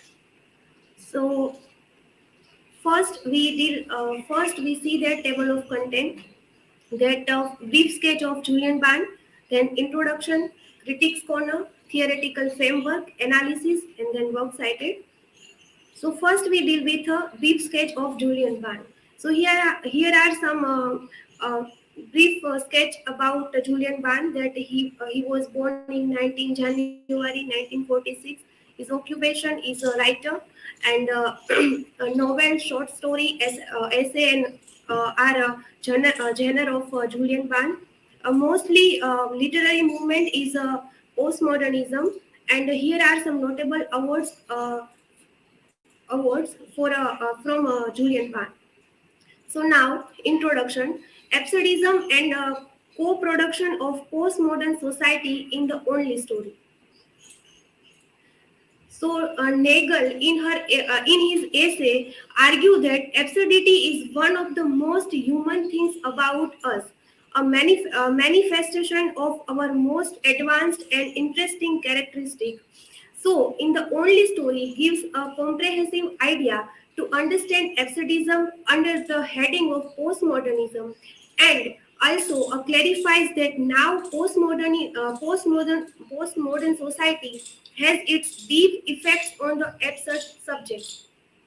Barnes is completely mindful of the plight of men who are living in the contemporary society, lost to values, higher ideas, and even God, not discovering sustained in time, one conviction and customary feeling. Barnes delineated his character as the people who, without assistance, are confronting the brutal attack of a meaningless life. Through this test practice, they try to cover what Camus portrayed as the unfamiliar opening to comprehend life as absurd. So, in the only story is a story of the protagonist Paul, who is only 19-year old, and he fell in love with Suzanne, who is 40-year old. Both met with each other at the tennis club, where they were assigned to be the partner in a double tennis tournament. Suzanne is married to Jordan, who is amusingly horrifying and drinks all the time and has two daughters. Paul and Suzanne begin an affair which remained till the compilation of the first part of the novel. And the second part of the novel start with the fight between Paul and Suzanne on a trivial issue that become the harbinger of their breakup. Both Paul and Suzanne feel meaninglessness in their lives, and their lives become absurd. In the third part of the novel, Paul starts living alone and contemplate over the meaning of love. He also tries to solve the riddle of what had happened with him and Suzanne, and finally find to no great reason for their breakup. Now, critics corner. So, Harris, in his contemporary American novelist of the absurd in 1971, explicated that late American books pass on the feeling that our own is an absurd universe, disorganized and without signifying. Then other critic was Mikhail Foley, The Age of Absurdity, Why Modern Life Makes It Hard to Be Happy, in 2011. Present have a variety of both synthetic and common elements represent the bedlam in contemporary society. Foley also proposed that the best approach to get by right now is to acknowledge and hold on the confusion as a necessary piece of discovering comfort in his absurdity. So, on the creative front, existentialism is mostly represented in the work of Jean-Paul Sartre in 1948, Albert Camus in 1942, and Franz Kafka in 1996, who all perceive the absurd as a reality. So Camus sees it as a ridiculous state of present that is addressed through fiction. His work Les Mythes de Sisyphe in 1942 considers whether human activities have any significance in his work or not. So, Gavin, in her argument that the Sisyphean predicament, in his opinion, is an ethical narrative about the mad state of human proximity, in which man, like Sisyphus, is continually torn between his power and the horrible discipline where the whole existence is applied toward nothing. Then one other, Lucy Sole, opinion that Julian Barr has written this work with such a breaking, enthusiastic sharpness as an old man is looking back to his life and is trying to recall his glorious past. Paul, our protagonist of the novel, thinks back over his and Suzanne's life and tries to reconcile the familiar question of memory in which he could find the value of their existence. Now we move forward a theoretical framework where we see that postmodern absurdism in our literature. So, despite the fact that its first appearance was seen back in 1875, which showed postmodernism as a method for depicting a style of painting, the term postmodernism is associated for the most part with the 20th century French Impressionism. So Grain give this argue that it was first associated with painting, religion, society, and later with engineering and verses. The Hungarian critic Martin Eslin coined the term the absurd in his book. The Theatre of Absurd in 1961, Eslin gave this idea that this term that which display the and progressive work of well-known absurdist writer like Samuel Beckett, Eugene Ionesco, Jean Genet, Franz Kafka, Albert Camus, Arthur Adamo, Bertolt Brecht, and Jean-Paul Sartre. So Aslin also said that absurdism in the field of music, the word absurd means out of harmony and hold dictionary meanings such as incongruous, unreasonable, illogical, and ridiculous there. Then Thomas Nagel, in his essay The Absurd in 1971, talks about the absurdity and discloses the fact that absurdism is a permanent or temporary condition for which a man struggles without any reason. According to him, man assumes that the thing that he wants to have is the best thing, and without that thing, his existence will be futile. He also argued that whenever a man faces the situation of absurdity, he usually tries to get the existential idea by solving the problem due to which he has been facing the absurdity. He says that it is the aspiration that excites one's emotion of absurdity, and this aspiration of one thing makes the life of that person absurd, as the man cannot look at the other things that are happening in his surrounding. So he asserts that in ordinary life, a situation is absurd when it includes a discrepancy between pretension or aspiration and reality. Now, analysis. So, the only story, a postmodern absurd critic. In the only story, investigate the person's awareness of being isolated from the entire mechanical assembly of social rituals and ceremonies. He opened the text by uttering the following words that most of us have only one story to tell. I don't mean that only one thing happened to us in our life. There are countless events which we turn into countless stories, but there is only one that matters, only one finally worth telling. This is mine.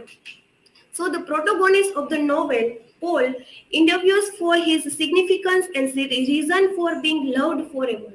He is a very peaceful for his nearby residents and neglected to give them any comfort. He finds himself when he approaches Suzanne in the tennis club and understands then separation lies in getting included. These also show that Paul is a perfect symbol of absurdity as through his character. The writer is intentionally attempting to pass on to the comment to on absurdity, which is overwhelming the present society. The novel is absurd in its nature as it manages the hero's depression and feeling of radiating from his irritation, breakup, meaninglessness, convention, and his actual self. As Paul asserts that, would you rather love the more and suffer the more, or love the less and suffer the less? That is, I think, finally the only real question. Barnes believed that fatigue, which include a stage of heightened resistance, hold the key to opportunity. Barnes says in his Canyon College address that the most important kind of opportunity is the ability to think about others and to sacrifice for them repeatedly. As Barnes speaks through Paul, that the time, the place, the social milieu, I don't know how significant they are in anecdotes about affection. Maybe in the days of yore, in the work of art, where there are fights among affection and obligation, love and religion, love and family, love and the state. Ban center around the different blends of mental issue, youth injury, money-related condition that the unite them as a bookkeeper under the office.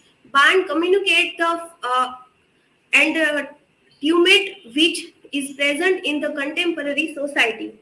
All is resolved in not winding up in the suburb like with a tennis spouse and two kids, but on the other hand, he is absolutely uninterested in easygoing sex. It would be different if we could not step back and reflect on the process, but were merely led from impulse to impulse without self-consciousness. This statement is from Nagel's essay. Man is a fully aware of his inner and outer world, but he interprets both of the world in a way that no one expect him can interpret that better than him. So after getting experience of the inner and outer world, people construct their own phenomenological reality, which remain dependent upon their own biased observation.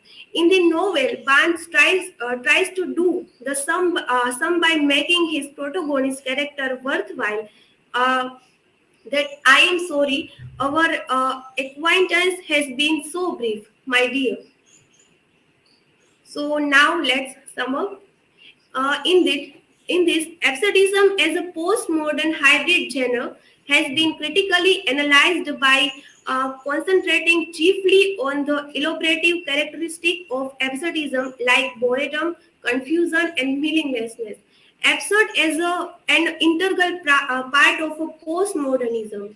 The novel, the only story, doesn't only nullify the basic characteristic of postmodernism, like representation of hyperreality, the futility of life, and the absurdism. Rather, it vividly highlights that almost all of the characters of the novel are facing absurdity in a way that is common to all of them. The only story components of perplexity, history, mainstream society, counterculture, love, suppression, sex, and science are joined to make a satire of the postmodern social interference of the postmodern absurdity. Postmodern advancement that the protagonist characters like Paul and Suzanne face absurdity in their life. So here are my work cited, and thank you. If you have any question and query, you can contact me in that email.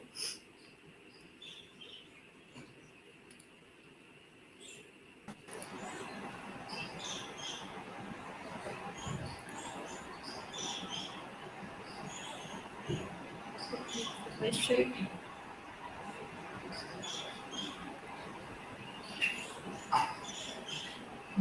Yes, who is asking? Yes, Oh, okay, Nidhi. Nidhi. Okay. So my question to you, what do postmodernists believe about society? Postmodernists believe that in contemporary global society, people's identities are chosen rather than given. So in the past, identity tended to be uh, m- more simple and fixed. I, in my opinion.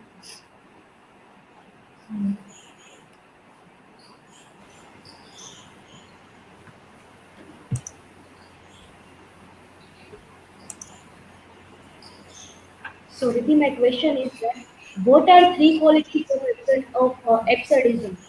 When we see absurdist fiction, we see that there are satire, dark humor, then obsessment of reason. There are many elements in this.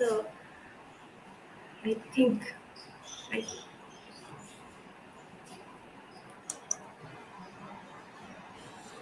Okay, next.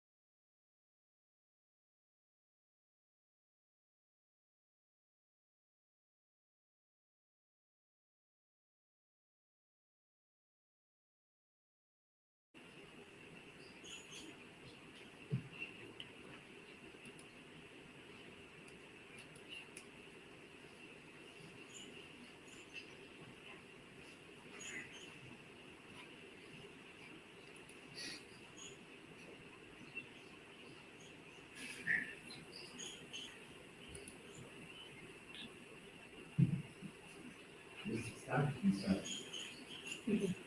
everyone, good evening. Today we have a presentation on the paper of contemporary literature. In that, I would like to give a presentation on the topic of reconstructed memory of love in the Julian Barnes' The Only Story. Here is information about me. My table of content is that first of all, introduction of the author and novel, introduction about my presentation, reconstructed memory of the novel, and conclusion. So, this is quote from the novel, The Only Story. This describes the significance of the title that Barnes described that most of us have only one story to tell. I don't mean that only one thing happens to us in our lives. There are countless events which we turn into countless stories. But there is only one that matters, only one finally worth telling. This is mine. About the author that Julian Barnes, that he was born 19 January in 1946. He write many novels, short story, essays, and memoirs, and for that he got many notable awards. About the only story that it is the memory novel, and it was published in 1st February 2018. So about the throw some light on the only story that Paul Roberts is the protagonist of this short novel. The setting is the early 1916, which with a few allusion to present events. Paul joins the tennis club, which is one of few social activities available in such settings. He is paired with Susan McLeod, a 1480-year-old married woman with two daughters older than Paul. In a mixed doubles match, surprisingly, Paul and Susan fall in love. And Susan finally abandons her family to live with Paul in South London. Susan quickly slides into drunkenness and dementia due a lack of activities other than housekeeping. Paul sets out on a journey around the world, picking up jobs and ladies as he goes. Paul is a character who epitomizes alienation. He has no interest in politics or religion and no specific aim. So he just goes with the flow. He freely confesses that recollection is unreliable and that he may not be telling us the truth when he recounts his life in this book. Introduction. The only story is largely concerned with the nature of love and how it affects those who are involved. The story begins with a quotation from Dr. Samuel Johnson, an 18th century poet, essayist, and literary critic. Dr. Johnson identifies that newly emerging genre of the novel as a little tale, typically of love, in a dictionary of the English language. Barnes remarked that unlike Dr. Johnson's sarcasm, does not seem to question the novel as a form or love as is a central focus. The only story of the so-called title Little Tale, as a Barnes demonstrates in this novel, it should be love. Barnes challenges us to question our traditional idea of love by concentrating on the interactions of the concept of love from a constantly changing perspective. The narrator starts his narration with a broad statement in this case. On the first page, he engaged in an imaginary dialogue with his idle hypothetical audience. This is the quotation which the novel begins, that would you rather love the more and suffer the more, or love the less and suffer the less? That is, I think, finally the only real question. You may point out correctly that is not a real question because we don't have the choice. If we had the choice, then there would be a question. But we don't, so there is not. Who can control how much they love? If you can control it, then it is not love. I don't know what you call it instead, but is not love. So talk about narrative technique of this novel. That the only story is a courtly tale experienced and narrated by its central character narrator called Paul Roberts. The only stories, narrative events and situations are portrayed in an ironological order. The first part is told in first person, the second is in primarily second person, and the third in third person. The author used his method of narrative to present the nature and definition of love from several angles. And part one of the story is about love's birth.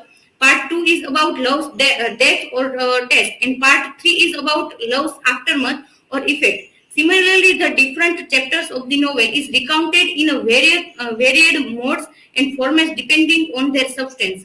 In other words, the narrative discourse combines the perceptions and reports of the experiencing and the narrative.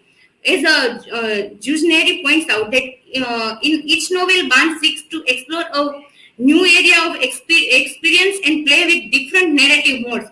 Hence, presenting the plot in a number of modalities is regarded a Barnesian element of narration. So, coming to the point that reconstructed memory of love, the narrative in a part three is haunted with some particular moment of his unforgettable experience in the past. By reviewing some of the events that finally led to his separation with Susan, he tells us how, in the last part of the relationship, he gradually could replace his need for Susan with other satisfactions, such as his job, which provided him with the sexual companionship, the social life, the daily warmth he needed. More than in the previous parts, the narrator in part 3 realized on the constructive role of memory in coming to terms with the traumatic past. Part 3 of the only story can be read separately from the previous two parts. Part 3 in comparison accurately reflects the Barnes' taste and interest. In Cornelia Stott's work, that Barnes is very interested in answering questions concerning memory, finding ways of making the past accessible, and dealing with the tendency of voting to change the view of the past to fit the present.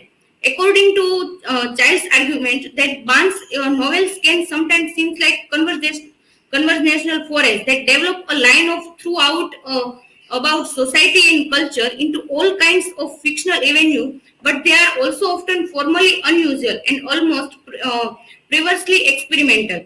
In this part, Paul recounts his memories of this one and only narrative, which he considered to be the most significant event in his life. The narrator realized his third person reflection on their amazing encounter 5 decades later, believing it will help him evaluate his life more accurately. Part 3 of Barnes' story depicts Paul as a wise elderly man in his 70s. The first part starts with a note in Paul's notepad. For him, finding a definition of love has become an unhealthy fixation. After meditating on the meaning of love for a long time, he has discovered that love is an elusive and illusory idea that is continually being erased. He considered truth to be a transient and multifaceted concept. He has realized, however, that love, even awful love, never goes away. Bad love held a sliver, a memory of good love somewhere deep below, where neither of them wanted a deep. Many of his strict ideas about concept and people are revised, but he cannot forget his encounter with Susan. It's only story he is ever told. Part 3 is make believe reconstruction of the narrator's previous life based on his memories. This section out of 3 has the most in common with overall question of Barnes' work. According to Julian, the important concern developed in his prior works include the evasiveness of truth, the fabrication of history, and the elusive nature of the memory. In this scene, Paul seeks select in his own memories. Despite his awareness of memory's unreality, Paul makes an effort to reconstruct his life with Susan accurately. According to Chaldes, ironic, comedy, and false memory are two of poles around which Julian Barnes' work revolves. If the past is alive for us in the present because we remember it, Barnes' fiction would suggest that it is not necessarily the past that we remember. The version and the details that inhibit memories are mutable, are changeable. Recollections fashion a current sense of identity and arguably vice versa. But for Barnes, the most important aspect of the memory is that it is imaginative. In the third part, Paul uses his imagination to rebuild his recollection. As a result, he is able to transfer his memories into the things he desires. He encounters a unique form of love based on sharing singularity. He aspects his Susan difference at a long last. Aside from that, he attributes his unfulfilled life to the village communal life structure, his problem with unnoticed by everyone. Paul tries to reorder his beliefs on love and his early 20s life as a result of his memories. In other words, as he gets older, he becomes more adaptable. Paul's introspection leads him in a discovering a new part of his own personality. He discovers, for example, that he has been a coward for the majority of his life, despite the fact that he had no obligations as a result of the village's religious, patriarchal, hierarchical framework. He confessed that his freedom has had some repercussions. Part 3 concludes with the narrator's deep intellectual thinking on love. He is now primarily concerned with a reasonable definition of love as well as the nature of his own experience with it. Love, he concludes, is a painful experience because no one can experience love without being injured. He favors this definition of love among his many others. In my opinion, every love, happy or unhappy, is a real tragedy once you give yourself over it completely. He ultimately admits that his love had turned out to be a complete disaster for him. Perhaps he had been securing his time all along. Perhaps love could never be defined. It could only ever be defined in a picture, in a story. The narrator does not seek forgiveness or redemption despite his cognitive and emotional development. He just resolves to confront the reality of his own past life, a minimalistic version of which swiftly goes through the shifting mind. As a result of the drastic shift of perspective regarding this past life and experience, his greatest concern in the end is the prospect of his future life. This dialogue from that, I looked at her profile and thought back to some moments from my own private cinema. But after a few minutes of this, my mind began to wonder. I couldn't keep it on love and loss, on fun and grief. I didn't feel guilty about any of this. Indeed, I think I am now probably done with guilt. But the rest of my life, such as it was and subsequently would be, was calling me back. Paul finally discovers a method of resolve a lengthy and ongoing inner struggle that has traumatized his soul for nearly 5 decades. He acknowledges the deceased role of extra personal elements like as a time, social institution, individual differences, and the illusory and manufactured character of memory when it comes to human relationship and emotions. He finally subdues his probing, judgy, his probing, judgy, and tediously repeating perspective on his first love experience and subsequent perception about it later in life. Such a shift in a perspective propels him into a new era of his life. So let's sum up that in a conclusion, through the reconstructed nature of memory, the only story reveals the illusion of love and share oneness. His narrator is able to recognize that his love affair with his lover was mostly founded on a certain mutual unmet and expectations. The narrator portrays his romantic experience as a unique occurrence in a European culture during the 1960s. Paul was he couldn't make the connection between his values and those of others, including Suzanne's and his own family, while he was in a 20s. Here is my references. Thank you.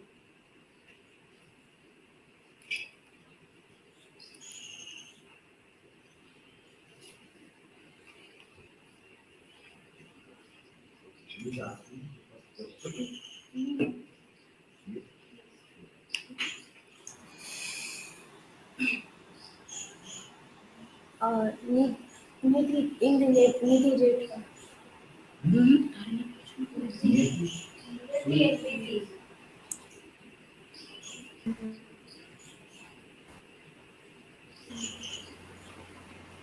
The question is why Julian Barnes described Paul as a unreliable narrator.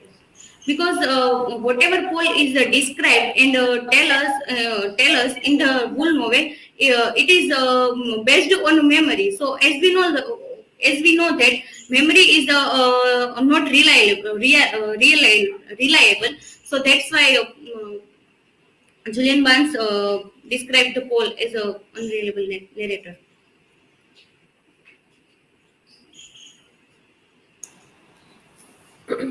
Okay, so according to you, how memory becomes important, and do you find any significance in this novel? Yes, I find that we can see that in a novel when there is a one person sitting there in his old age and going back into the past of his personal life and telling us the story of his life to us. That person will go back into through their memory. So that is only way to go in the past from through the memory. So we will have to revisit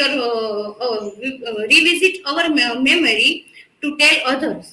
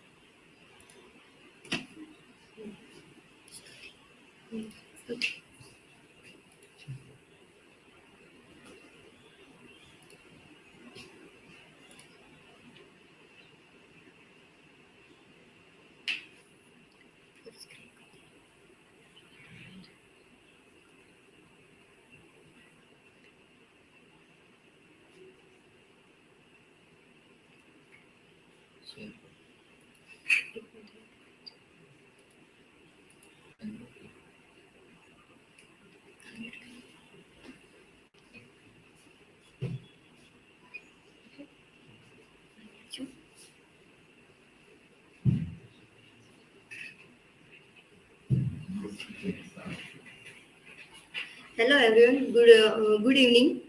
Today I'm going to presentation on paper 207 Contemporary Literature in English, and my topic is the thematic study of Revolution 2020. The key point is the revolutions, corruptions, imbalance, Indian sensibility. Chetan Bhagat, born in 22 April 1974 in New Delhi, is an Indian author and columnist. Chetan Bhagat graduations in mechanical engineering at IIT Delhi and completed PGP and IIM Ahmedabad. He has written 10 novels and 3 non-fiction books. His first novel, 5 Point Somyon, was published in 2004. Chetan Bhagat has also written the script for Bollywood film like Kick in 2014 and adapted his stories for the movies Kai Poche and Half Girlfriend. Bhagat won the Filmfare Award for best screenplay for Kai Poche. At the 59th Filmfare Award in 2014. Revolution 2020 Love, Corruptions, Ambition is a 2011 novel by Chetan Bhagat. Its story is concerned with a love triangle, corruptions, and a journey of self-discovery. The author started that the novel is based on the rampant corruptions apparent in the Indian education system, with the choice of Varanasi at the setting emerging through a special connections to the city following his visit. Revolution 2020, Love, Corruptions and Ambition is a 2011 novel by Chetan Bhagat. Its story is concerned with love triangles, corruptions, and a journey of self-discovery. Revolution 2020 has addressed the issue of how private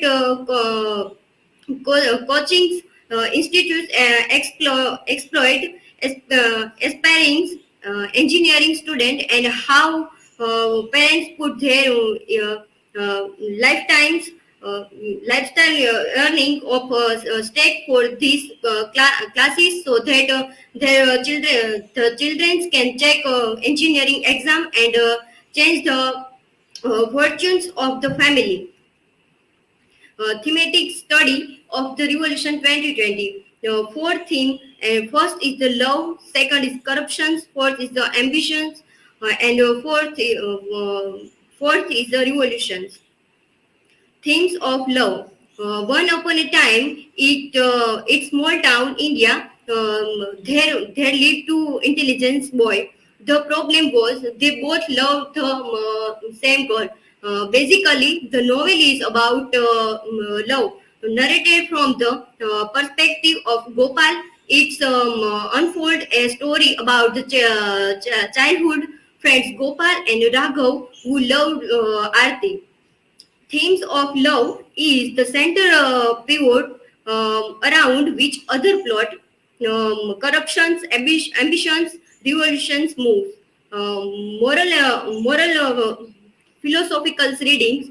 The moral philosophical approach is as old as classical Greek and Roman critics. Among it, the most famous example are the commenters of the age of neoclassicism is English literature, uh, particularly Samuel Johnson.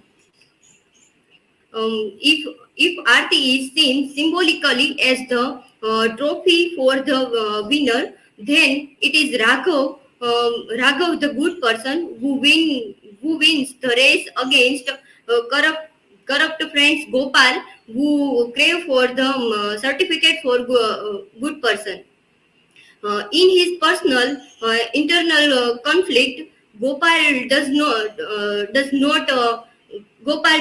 find himself worthy of any goodness and unworthy of Aarti. The tragedy of the love story has a clear thematic message. Success is not about money, positions, and power. The true success lies in being virtuous, good person, even when the oddities of the life are very harsh, and we pass through extreme hardships and face tribal failures in our life. Raghav stands for this sort of perseverance and preserve his innate goodness during the time in his life whereas Gopal makes wrong choice to be a part of a corrupt joint venture with Shuklaji. Themes of corruptions. The themes of corruptions unfold through the story of Gopal's success in establishing a private engineering college at the failure of Raghav is establishing himself as a successful journalist. The background conveys of the novel is set in contemporary corrupt Indian society.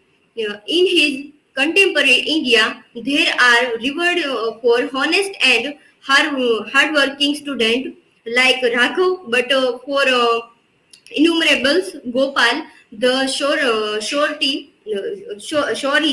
lie into corrupt means. The honest Raghav may suffer in a corrupt system, and Gopal may enjoy the richness, positions, and power effortlessly. This trajectory of Gopal and Raghav, one from failure to success and another from successful academic career to failure in professional life, support the themes of corruptions. It is corrupt practice that gives success to Gopal, and it is the fight against corruptions that lead to the failures of Raghav to run newspaper Revolution 2020. The themes of ambitions. Raghav's ambitions is to bring change in society. His ambitions to start a revolution in society to make a corruptions free society. This love story, which is set in corrupt contemporary society, is driven by ambitions and two prominent characters, Gopal and Raghav. They both are ambitions to make something great in life. The choice of poor Gopal is to make a money, acquire positions, and become powerful, irrespective of being morally right or not. Write about how Gopal will fail to check JEE exam to get admission in NIT and IIT. Start his own private college with the help of Girish Bedi and Black Money MLA Shuklaji. Write about how Raghav, instead of getting a job and living a happy life, strives to being a positive change in society. He working as a journalist instead of the engineer life is a father. Expositions corruptions in Dainik, and then starting his own newspaper. Revolution 2020 went through out of job, and then when she is press in ransacked by guns of Shuklaji. The themes of revolution. The title of the novel, Revolution 2020, gives directions to our reading of the novel with an aim to look for the themes of revolutions. This theme is represented by the character Raghav in this novel. Raghav, an intelligent student who cracked JEE exam, which ensure a happy, rich, and successful life, as engineered to him. However, he is not meant for such an easy life. He dreamed to start a revolution in India. The great Indian revolutions in India, where there is a great Indian education race to take entrance exam or to start private college. Raghav's wishful thinking seemed to be a wild dream and ambitions bound to bring a tragedy. Conclusion. Chetan Bhagat novels bring out the social imbalance through this novel, Revolution 2020. He point out the problems such as corporate corrupt, corrupted political lifestyle. Here is my citation.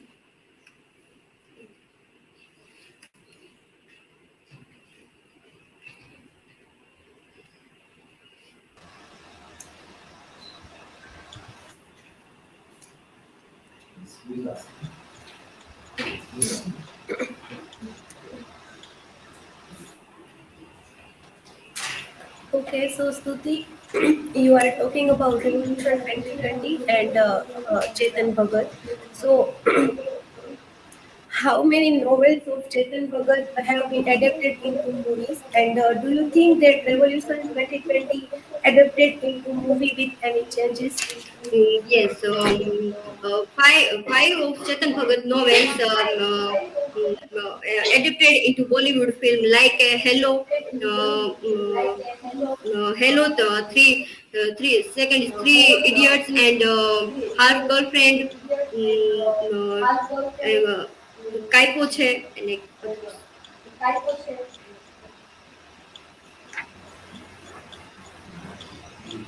Sneha.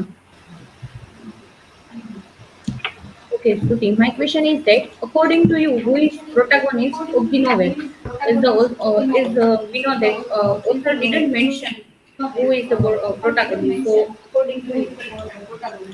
According to me, Raghav is the protagonist of the novels because from the beginning we can see his character very near and clean and comparing to Gopal, he is a good person as he didn't support the corruptions.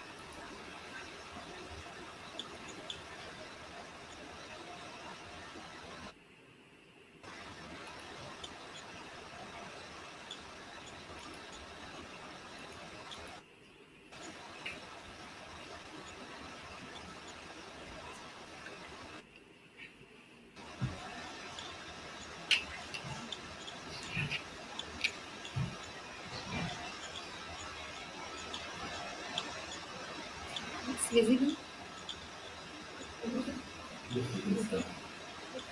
Good evening to all of you. Myself, Pina, Gondaliya, and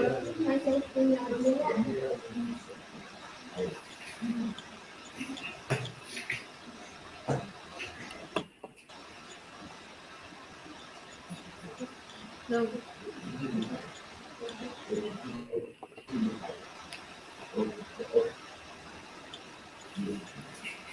Good evening to all of you.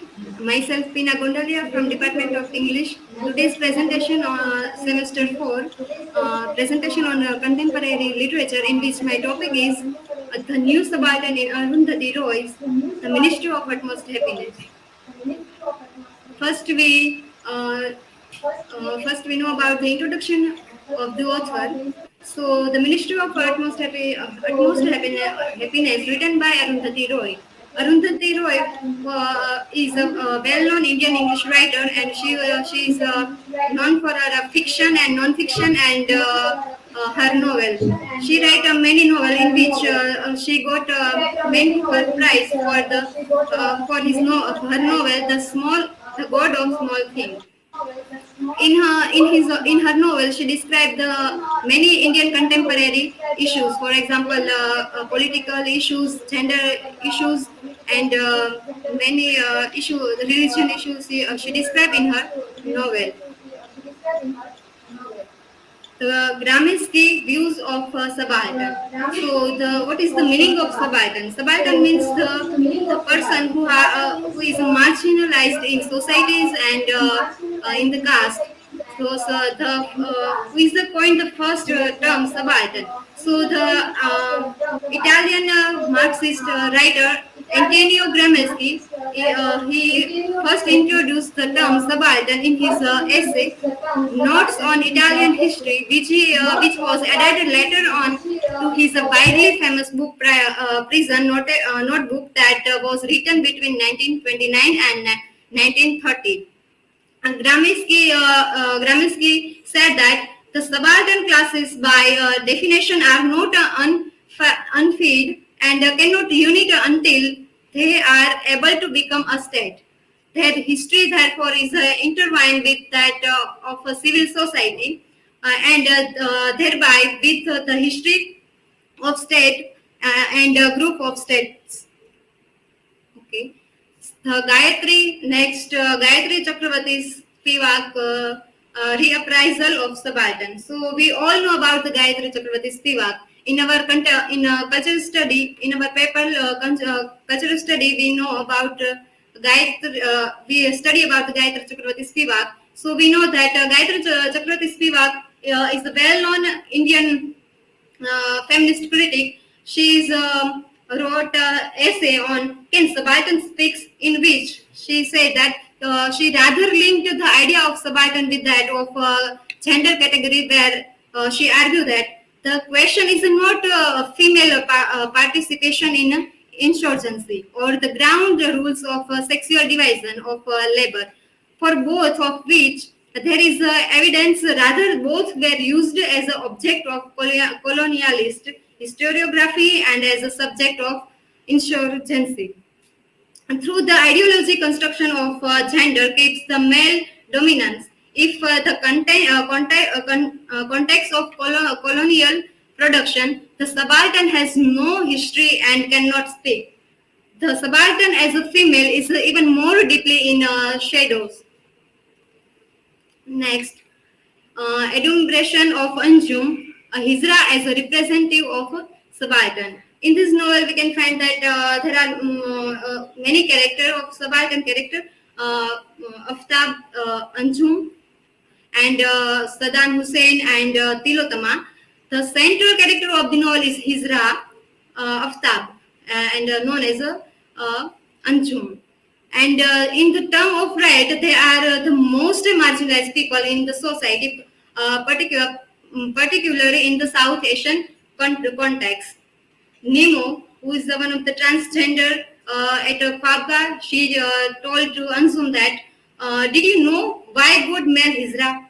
It was an experiment, a living creature that incapable of happiness. For us, the price rise and school admission. husband beatings, wars, cheating, Hindus, Muslim riots, Indian Park war, all inside us. The riot inside us, the war inside us, Indo Park is inside us. It will never settle down. The transgender people as a subaltern, as a Spivak clients have no history, but they are always there in the society. Roy graciously tries to redefine democracy, making the graveyard mehfil, a gathering of everybody. Tries to redefine a gathering of everybody and nobody, of everything and nothing. Everybody is invited. Although Ansum started and is the owner of Jannat Guest House, and here is each and every person is free, and it has become a use of for his ras. His ras had fallen out of or been expelled from the tidy administrated girl of his ras Gharana. So thus the subaltern character of Anjum and many other marginalized people are gathering in Jannat Guest House. And Roy's portrait of Hizra as the subaltern is quite different as they walk towards the possibility of becoming similar view of given by Lexicon. He argues that the process of writing of or speaking for the subaltern is not a present of the subjugate the subaltern into the Western framework. But it is the aim to the process of becoming through the establishment of a new connection. The writer or the speaker will become other or become a minor in the open space where the voice of subaltern can be heard. So the Jannat Guest House can be called a utopian that ultimately turn out to be a paradise for these subalterns. Representation of subaltern in the term of the caste. In our society, where we can see that the representation of subaltern in the first year we study of the typicalism plays the curse of Kanna. The plays the purpose in which the Eklavya who belongs to the lower caste, and for that he is suffering, he is a marginalized character, and so he is suffering a lot. And the second year we study about the Minakanda Swami's poem One Eyed, in which the girl Thamman, she was belonging the Dalit caste and suffer a lot because of the caste. So in this novel, caste inequality in the most common accepted social problem in South Asia, particularly in India. Anjum as well as a Dalit who become a model of caste inequality. So the issue of untouchability as well as the question of subaltern aroused with the entrance of Saddam's social structure permit him to express limitedly. Saddam in his fiction can be considered as the fictional representation of the subaltern. His lacks of artistic articulation of fictional character except some limited details like literate, pleasant-looking man in a good health. Here in this novel, Saddam Hussein marginalized as a subaltern character. We can see Saddam Hussein as a subaltern character. Through his minor character and a little artistic articulation, Saddam Hussein's story is very important.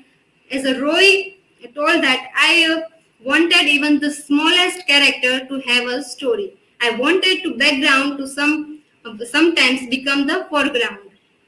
And Saddam Hussein as a subaltern has no identity, as he had a change of his name from Dayachan to Saddam Hussein. Okay, the next interpretation of woman as a subaltern.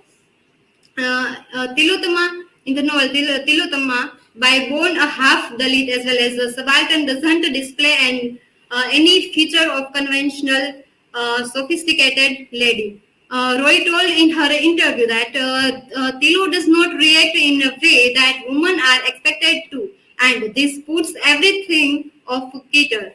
Tilo being an independent girl, live alone, does whatever she likes. Being a single woman, she is a subtle trait the orthodox uh, patri- uh, patriarchal structure of the society where woman cannot live alone. At the same, she is vulnerable in a structure of society. Bipla Das described her that like a paper boat on a boisterous sea. Spivak argues that Hindu woman disappeared not into a pristine nothingness, but into a violent shutting, which is the displays figuration of the third world woman, caught between tradition and modernization. Similarly, being a third world woman, this is Tilotama is a caught between the traditional and modernization. Development development a tool to deprive subaltern. Roy's constant cynicism toward development project is eminently present in the Ministry of Utmost Happiness. Sinha, in the New Subaltern Politics, he said that reconceptualizing hegemony and resistance in a contemporary Indian accused the state for the not being an active agent of a primitive accumulation and point out the state something display the subaltern with violent force for established economic zone and globalization city. Roy's is a statement that somebody has to pay price of progress. The side expertly is similar to Spivak concern for subaltern. Has to pay the subaltern in the socialization capitalist said in his book, The Spivak Reader. Problem of representing subaltern. In the process of writing for subaltern in her fiction as well as non-fiction, Royce often presented a subaltern herself. Royce sympathizes is always with marginalized people and Spivak won. Often what happens is that intellectual who become the spokesperson for subalternity are taken as a token subaltern. The Roy is the risk of becoming subaltern. Roy refused the discussion of issue of subaltern representation as there is an approach where intellectuals and specialists are seen as a threat to silence the voice of subaltern in the process of representing or speaking for them. This brings in a term to related problem that of Roy's power to represent and thus potentially silent the subaltern herself. But representing subaltern in the literature is not representing then is a Western colonial framework. Okay, so conclusion. So to conclude, it can be said that the Ministry of Utmost Happiness presents the unbearable condition of the subaltern.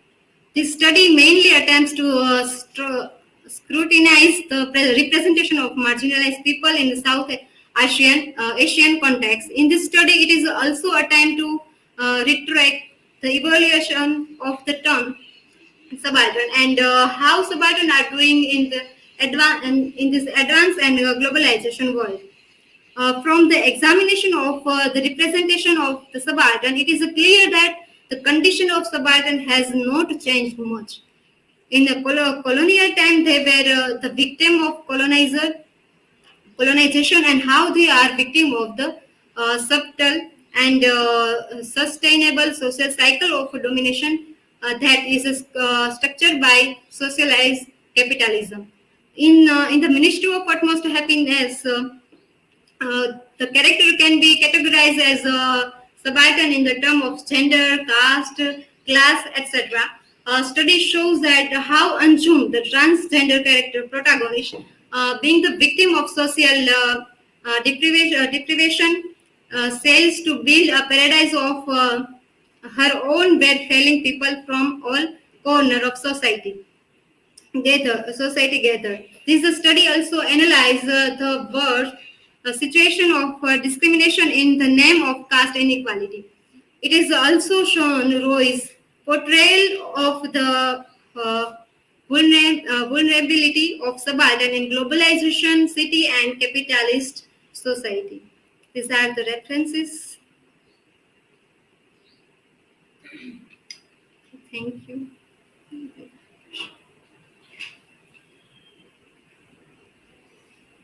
Okay, questions? We ask. SNEHA.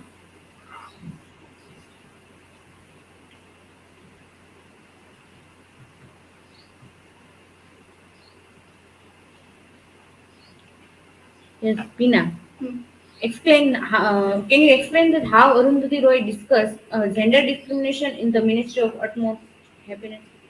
Yes, the Arundhati Roy discusses gender discrimination in her novel. We can see that the character of Anjum, or Aftab. Anjum is a transgender character who has both sexes, female and male gender. Throughout the character of Anjum, Arundhati Roy described how revealed that various forms of discrimination and exist of a woman. The society, we know that the society which she lives in, patriarchy one. So therefore, her mother is a naturally compelled to consider the transgender child as a given the name of Aftab. Transgender child as a boy and gives her name Aftab. Though she has the option of considering the child as a female, since the child has a female genital too. However, the choice of recognition her child as a boy revealed that women are considered inferior to men, and if it is opportunity to given to it, it is always better to be considered a man in the society, enjoy certain privilege. So the Anjum survives in the shrine where all other pilgrims except her brutally murdered. She is not murdered because murdered woman. She is not murdered simply because killing the transgender people is a bad luck. So Roy highlighting the fact that gender creation many a problem to people, and in a way, so not belonging to any gender will bring peace and something save one's life. Okay. Yes, Pina. My question is to you. What is the role of religion in this novel? Yes. So as we know that Arundhati Roy in this novel, the Ministry of Utmost Happiness, she addressed many wide range of issues and facing wide range issues of facing contemporary Indian society, and in which the one of the silent issue is the religion. Much of the violence that the character observed and experience in the novel stemmed from the conflict between the Hindus and Muslims. So here we can see that religion issues. Thank you.